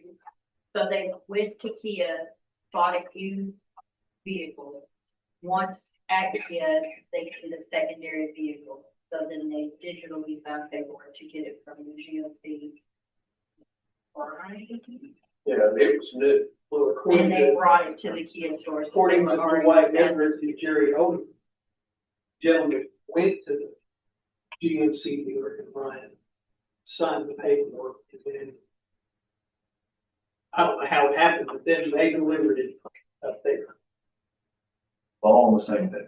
all in the same day. So Both documents are dated 7/30. The screenshot of the Facebook post is also on 7/30/26. He's got a good process for doing that in one day. I don't know why. Okay, Yeah, that, He traded the vehicle to the GMC too. That's all. very They good. just stay or why do you? that's not. And Well, maybe some of this from the letter from part of it's I know. the delivery address, one address, how did it end up at the Kia store? If you're telling us the address is somewhere. Just to be clear, it's not that I don't agree with the fine and the consent, all I just feel like there's still some gray. So that was, Okay, so everybody, want to move on? We have some voluntary license for the agreement. We've seen that when we, or, Yes, technically, with respect to the new licenses we issued earlier, so these three dealers are surrendering because their dealerships were bought by Crane and by this Rockwell, Rockwell Auto Group, so these dealers are for their license. They didn't sold. no, I need a motion to accept the voluntary license for the agreement. Michael Johnson, motion to approve. You're up, second. It's been moved and seconded to, accept the voluntary license surrender agreement. with Breeden Dodge, Department D, Department of Chevrolet, GMC, Texas, all those in favor say aye. Aye. All those opposed, same sign. Motion carries. Sorry, I didn't think that much. Johnson. The second part, did we get the second? Carol. All right, that's that on the rule. Yes, ma'am. So there's nothing in the packet, but last week on Thursday, I had the honor of sitting in front of the administrative rules committee for AOC in the morning and then going back in the afternoon for occupational licensing. So I had to go over to the house last Thursday. But in the morning, the Rule 5 amendment that you guys approved, for adding that small section to the Rule 5 limitations on e-bikes was passed by the rules committee and on Friday by ALC. And that's now been distributed to VOR and Secretary of State. And you have I believe it's a 10-day period, Aaron, before it becomes the official rule in 10 days. So in 10 days, that'll be the official rule. There was no question or anything on that. I have a few questions on the occupational licensing review thing. Is something that's Joy had saying in the class time. It's a required report we have to submit every 5 years so to ALC occupational licensing on all the licenses, everything we do basically. So I think my report was like 16 pages. Very few questions. We went through that. Everything was approved. The only questions I really had were Senator Sullivan on whether or not we license boats, and also had some follow-up on Superior RV from Representative Meeks, who I think is in Faulkner County. Just want to know about that. So, other than that, we're good. So, the rule was approved and it'll be final in 2 days. And that exempt e-bikes from cars, how fast. Just, yeah, class 1 and class 2. So the ones that only go up to 20 miles per hour. I think one of them has a throttle and one of them doesn't. That's kind of the difference. Just the ones that go up to 20 miles per hour. is ours, so top class three. Which will get faster. So that'll be in the rule, look. It will be in rule 5, it'll be added, yeah, it'll, See, might be up to my, what it's doing, we'll update it, yeah. but we don't have, what I'm saying, people ask us, Oh, you can have it, yeah, we've got. we need to have. We'll send you an updated copy now. Yep, if you don't mind. What about recent elections? Like motor scooters? The electric, are they under the same rule that a gas powered scooter is under? They're not e-bikes, they don't have pedals. Yeah, no, that's not a bike. This is very specific to bikes, so. And the definition of an e-bike is it has to have pedals. I think there's some variants on it. We don't define what it is in our statute. I was just curious. I got one, all right. Yeah. What do you get? All I right. don't have a pedal. Mine has pedals. And the last thing here, I put this on here because I know we've had a lot of issues. I can speak to the city. We've had a lot of issues with the power sports industry specifically. That's motorcycle and off-road ATV dealers with advertising, especially with, I'm gonna let John touch on this, hidden fees and that sort of thing. So John and Margie currently are, when they have time on top of everything else, doing an advertising review. I've tasked them with basically what is it, like 20, 25 of the main power sports dealers of the state, looking at their advertising and trying to get everybody on the same page. Hopefully we're going to address it with all of them, give them a chance to do that. And then that way later on, if you still have issues with one or two of them, well, we came to you and told you what you need to fix and you didn't do it. So, and we have one in particular that we're probably gonna have to come back to eventually anyway. But, I'm gonna let Margie and John kind of talk about what they're doing here. But I will just say, I'm sure some of you probably noticed, but beyond us getting serious about this, the FTC, Greg might touch on this too, the FTC has got really serious about this lately. And in fact, I sent John and Margie this last week, they found a dealer group in, I think it was Rhode Island or Connecticut, $4 million here recently over some advertising, price transparency stuff. So they're really cracking down on advertising lately. So John, Margie, want to talk about what we're trying to accomplish with this? Okay, well, I'll try to be as brief as possible. What got this started was Sherwood Tractor. Margie and I called Mr. Sherwood to discuss his consent agreement and to look at his website to make sure. During that conversation, we had looked at his website and discovered that he wasn't including his prep and freight and $129 service and handling fee. His advertised price as per. So we asked him to change that. That's my fault. I don't apologize for it. I probably should have waited a little different time to bring that up, but the opportunity presented itself. So when opportunity knocks, I always take that. Anyway, he was not happy about that. I had a conversation with Daniel that he felt like we were being unfair to him, and named off half a dozen dealers, power sports dealers, mainly in the central Arkansas area, that were doing the same thing. He was being treated fair because everybody else was getting. And he did send an FOI request to Daniel. So in response to that, Margie and I dove off into those half a dozen dealers and have had conversations with those people about their advertising, told them what needs to be changed. And, you know, the general consensus of all the dealers was, well, we're doing it because this dealership's doing it. And that's the trend.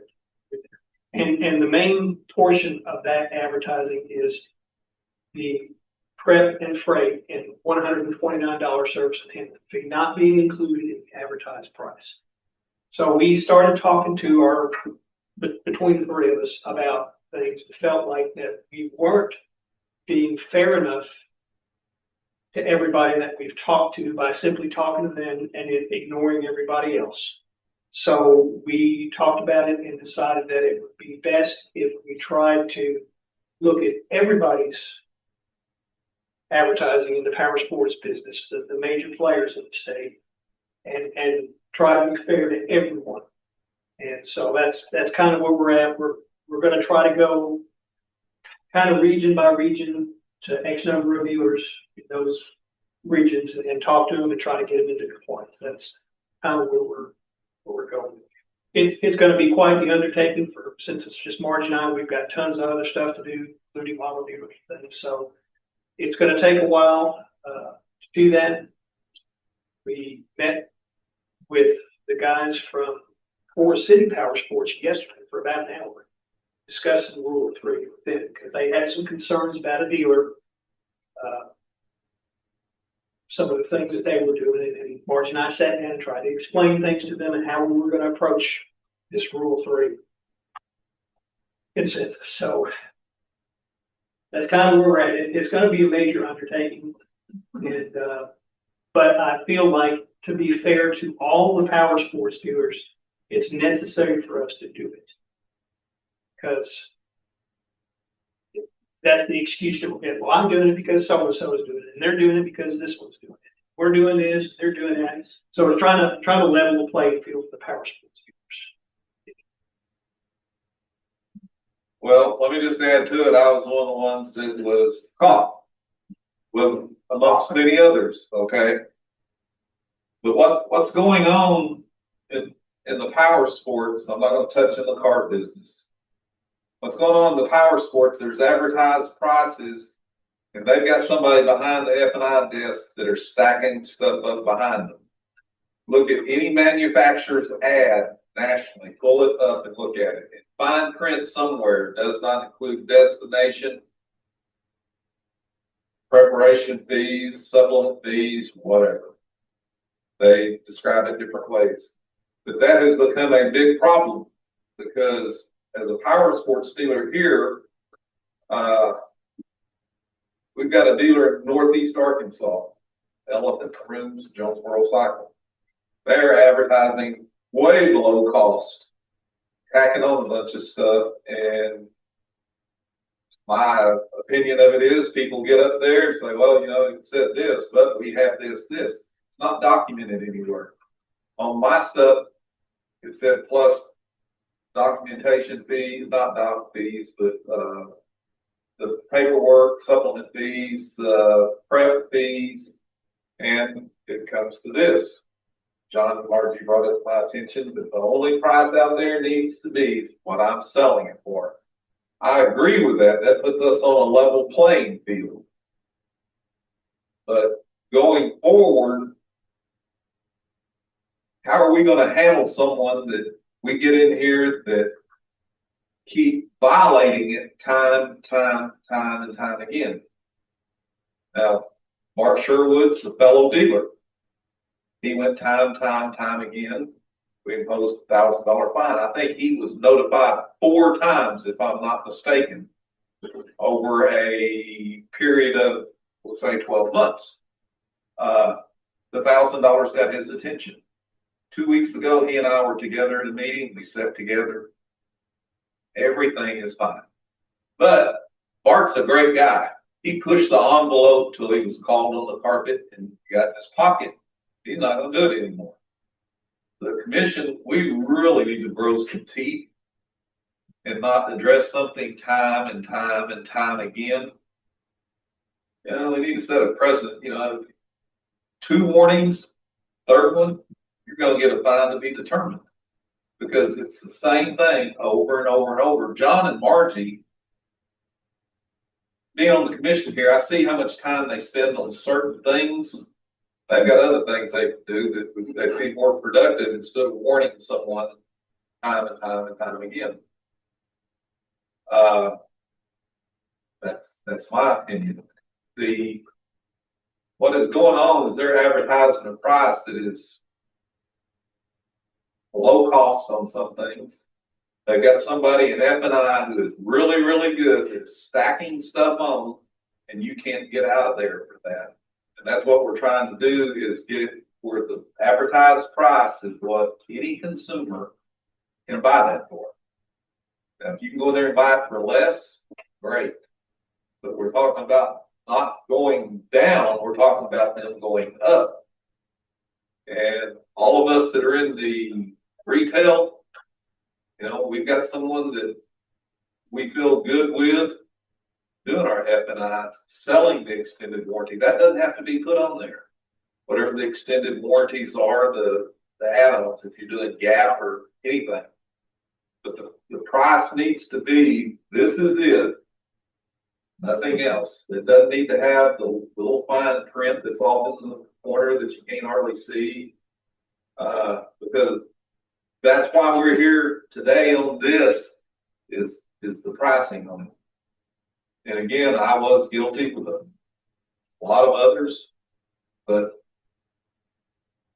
that is something that is coming. It's fixing to hit here. The Federal Trade Commission got a fellow dealer in Oklahoma. They advertised a low price, and it was more. And they caught them on a number of instances. Only fine them on one and give them the warning. It was a hefty fine. But I mean, that is coming. Polaris has addressed it.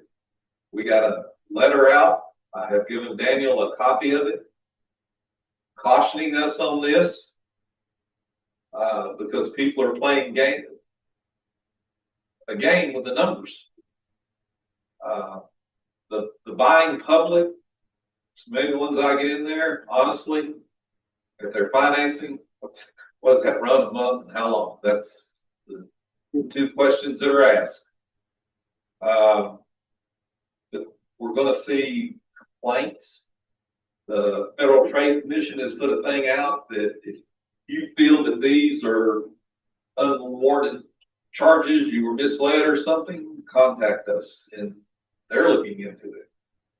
I'm not going to be surprised if power sports dealers get looked at, maybe RV dealers, car dealers, anything that's got.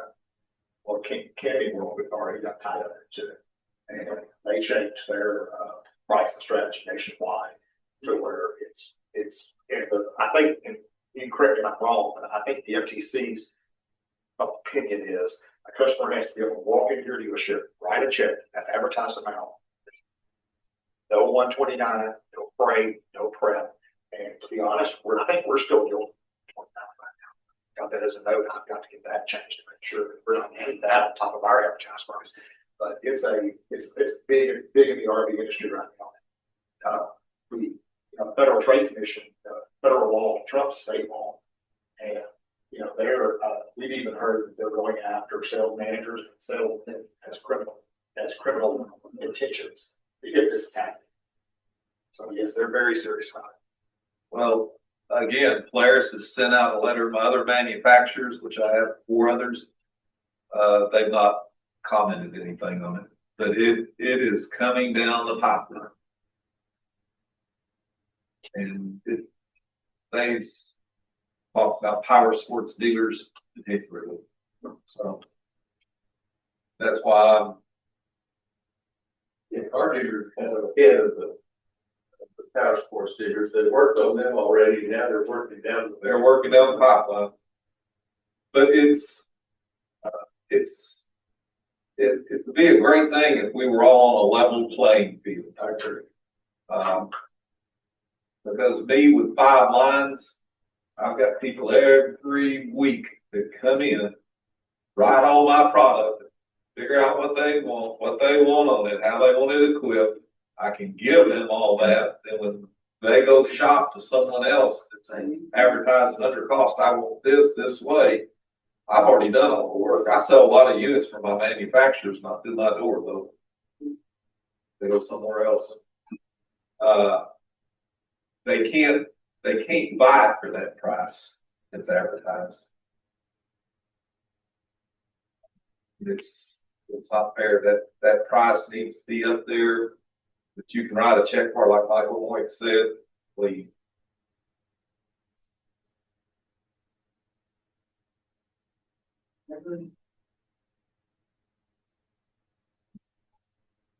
I'll think the only thing I would add is that $4 million fine yesterday was one dealer. While it's probably indicative the FTC is paying attention to car dealers, that was a really bad dealership.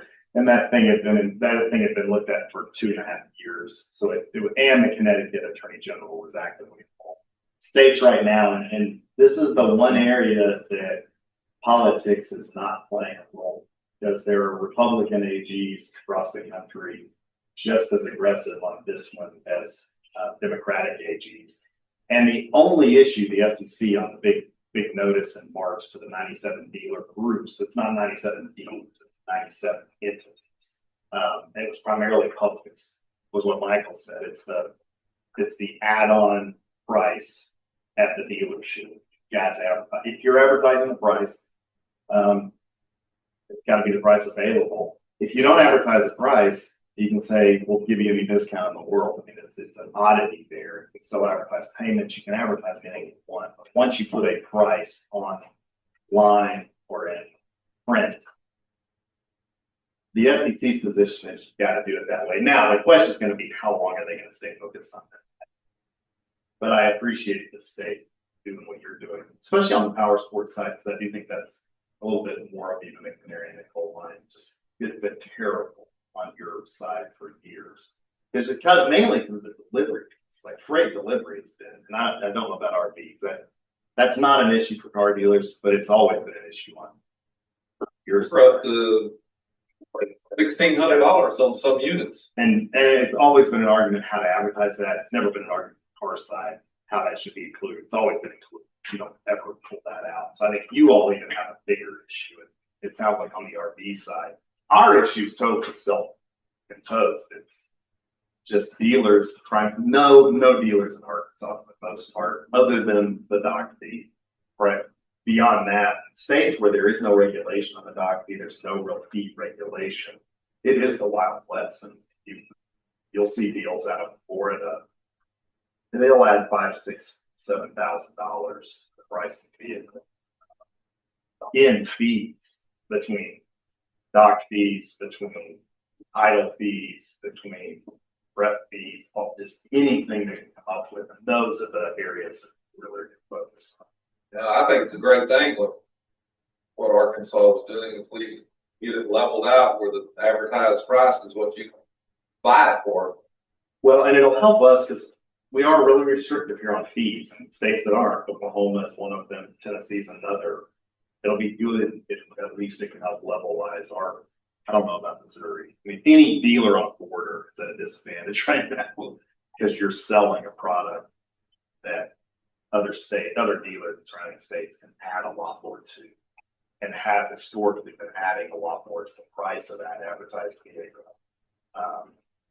So what does that mean? It means they can advertise it lower, get the person across the border, and guess what? All of a sudden it goes higher than you were going to sell it. Well, Greg, we have people that go across the state line to buy an off-road vehicle because usually that dealer's not collecting sales tax on it. And when people come back and want to trade with me and all they got for the MSO, they never paid sales tax, I got to have a title. I can't go off an MSO. I've got to have a title.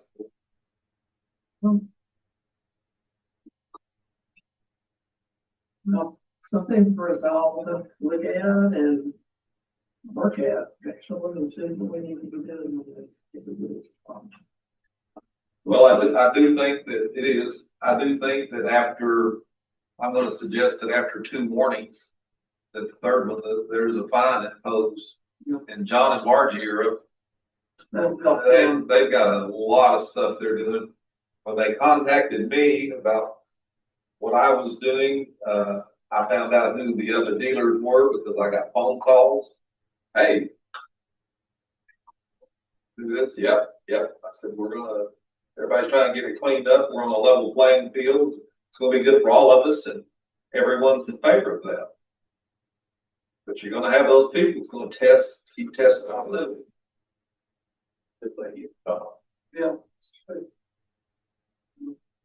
Mr. Jordan, before we adjourn, can we get Greg to update us on where we are with the legislation on attempting to actually raise the service and handling fee? And then maybe Scott and I can at least voice our opinion on. Yes, because we, two of us that are old on this commission been through this before, haven't we? Yes, and so, as a reminder, Arkansas caps its fee at $129. That was something the commission voted on way back in 2007 now. And it has stayed at that level. And in the meantime, and at the time, it was pretty uniform, I guess. It was a lot of dealers. I would say at least half the dealers in the state 20 years ago weren't charging. Now, obviously, a lot more are. Most are charging it. As we've seen around and across the country, that our fee amount is incredibly low. And at this point, because it's capped, it really, and it's a legitimate fee. I can go through kind of the justification for it, but I think it's better to explain it, give an illustration of what the fee amount is in other states. Louisiana, it's now at $495. We've now also just passed a 3% cost of living increase, meaning there's annually that fee will go up 3% to kind of compete with the overall price that increases across the industry. Oklahoma and Tennessee have no cap. Missouri is now over $695, I think, and they're going up every year. Missouri was interesting because they took part of their fee and are remitting it back to the state to implement a electronic registration licensing title system that is rolling out very slowly, very expensive, but I think that fee is helping pay for it. Mississippi's at $435. Alabama has no cap. Georgia has no cap. Arkansas's really not, but the big one was Texas. Texas for years was actually less than we were. They were $50. Does anybody who sold $49.99. Does anybody who sold Ford knew every time it was always an issue when you were trying to sell a Ford into Texas, whether you could write $50 on the deal or $129. Their fee has now gone up to $225, and they've also now added a process that the dealer can actually go to a regulatory agency. I don't recall who it is in Texas now. They kind of bounce around. But the dealership can present a request to that regulatory agency requesting an annual increase. So there are dealerships in Texas now that are able to charge a lot. What does this mean, and what is the fee we're talking about? So the fee is actually in 2007, you could actually say that the fee was going towards potentially profit. In fact, I'm using that word and phrasing because it's in the law. The law says some of this amount might go to profit the dealership. Today, that's absolutely not the case. Between all the things that the Fed have implemented over the last 25 years, really, and 20 years, especially since that fee's come into effect, this is why every other state's gone up. We tried last session to increase it, we being AAPA. Obviously, a fee increase is not the most popular thing, so you have to put together a real good justification for it. We had a plan last year, that last session, that we were going to remove the cap that's in the law. So for those that have probably not looked at this section in years, it's actually phrased $0 to $129 that the commission has the ability to review that amount and determine where to set that fee. Because it's never been changed, you set it in 2007 at $129 and it stayed there. So the options would be, well, we could just raise the 129 amount and then to an amount justified and then come back to the commission. Or last session, what we tried to do is just delete the amount entirely and allow the commission to, then we were going to present to the commission without the constraints of $129. The way we were going to present that to you and what we're now doing to present to the legislature is we're going to have hired a third party entity that is doing an audit across the state of 20 dealerships, different regional size, different market size, urban, rural, all kinds of factors, different sales numbers. And what this, it's an accounting firm out of Atlanta. They're very expert in this area across the country. And they're gonna come up with a dollar amount per transaction that we can then use to say, this is what it really costs to sell a car. Now, a couple of things to keep in mind.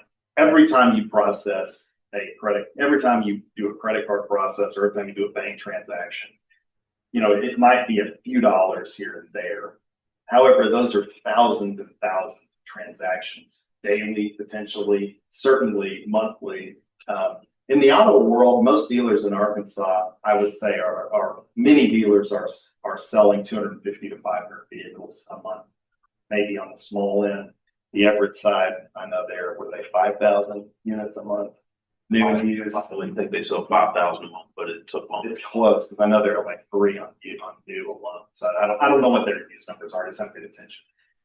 Either way, it's overall very few transactions. So that's why, as you're trying to recover some of the costs of actually processing the paperwork, actually complying with the Federal Trade Commission on protecting consumer data and the Consumer Financial Protection Agency, which says you have to build certain protections and put in and implement things to not expose your store to having some customers' data kind of misused. So we're going to come up with that amount. The goal will be, going into the legislative session, take this to the legislature and have the legislature set a new fee cap. I believe with where we are, it will be very possible, especially compared to where Arkansas is now, around with the surrounding states, and really nationally. There is only one state with a lower fee, and it's California. And like every other state that has a relatively low fee, California dealers can still add a bunch of stuff to the cost. They're not as restrictive as we are. When I say restrictive, the way the statute was drafted in 2007, it gives almost no leeway for a dealer to add an additional fee for electronic registration and title.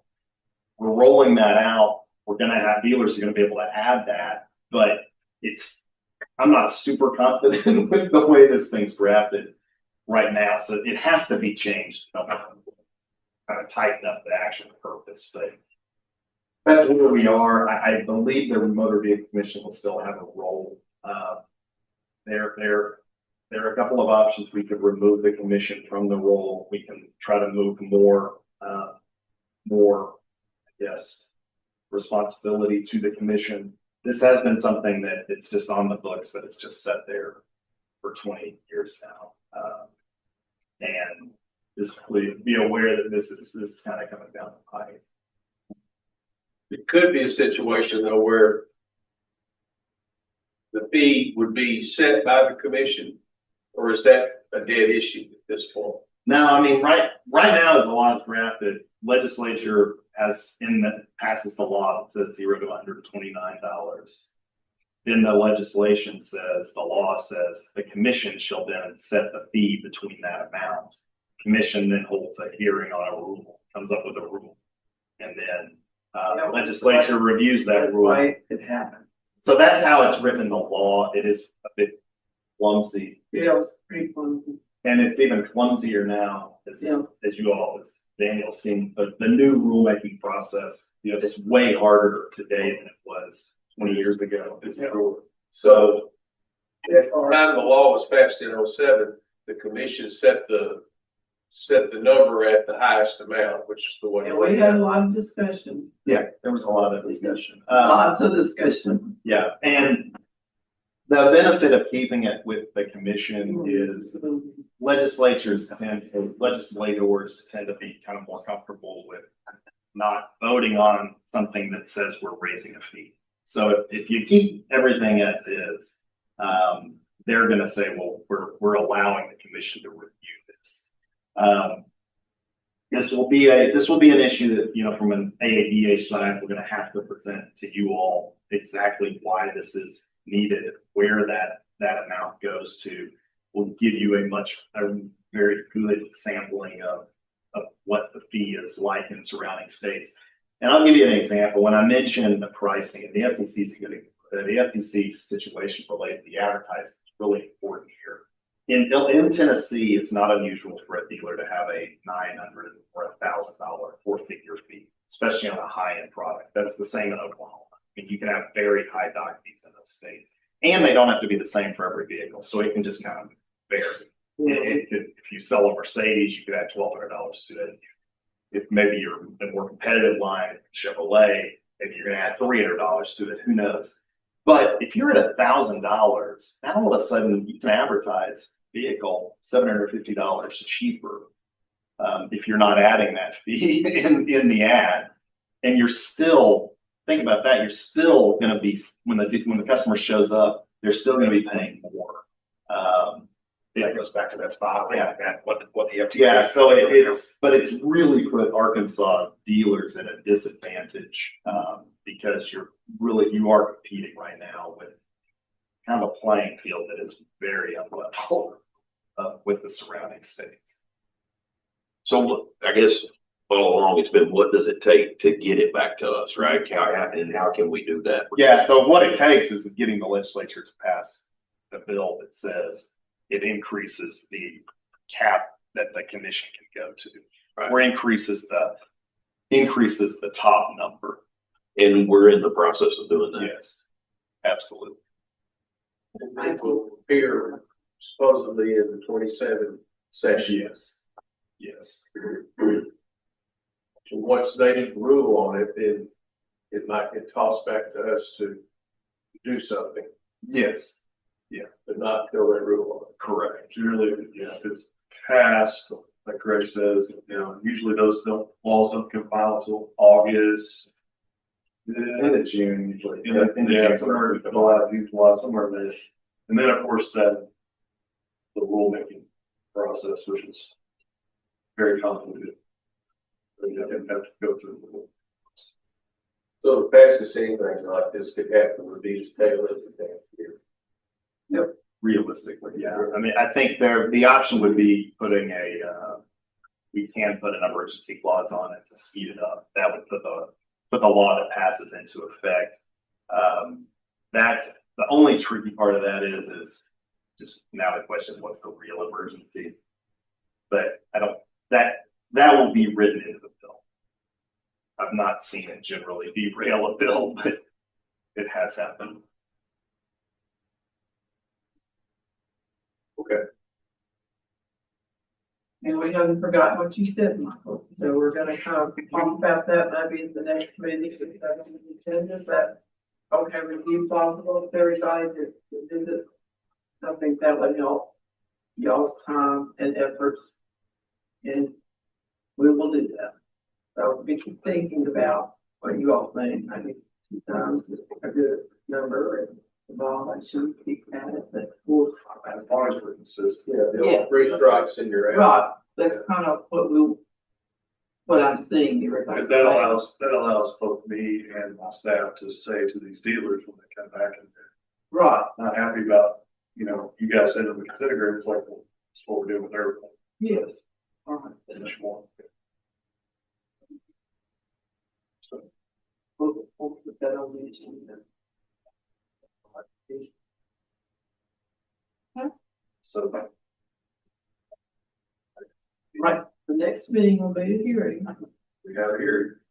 September of the right now. 16th.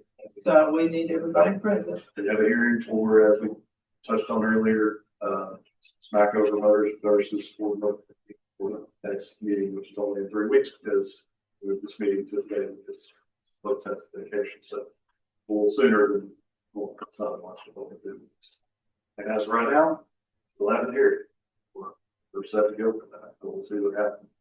And then, of course, you guys set another hearing for the next month, for October 21st. So 2 hearings to close out the year, basically. Because we generally don't meet in November, unless we have something that y'all can do with a holiday time, and we generally try to not meet.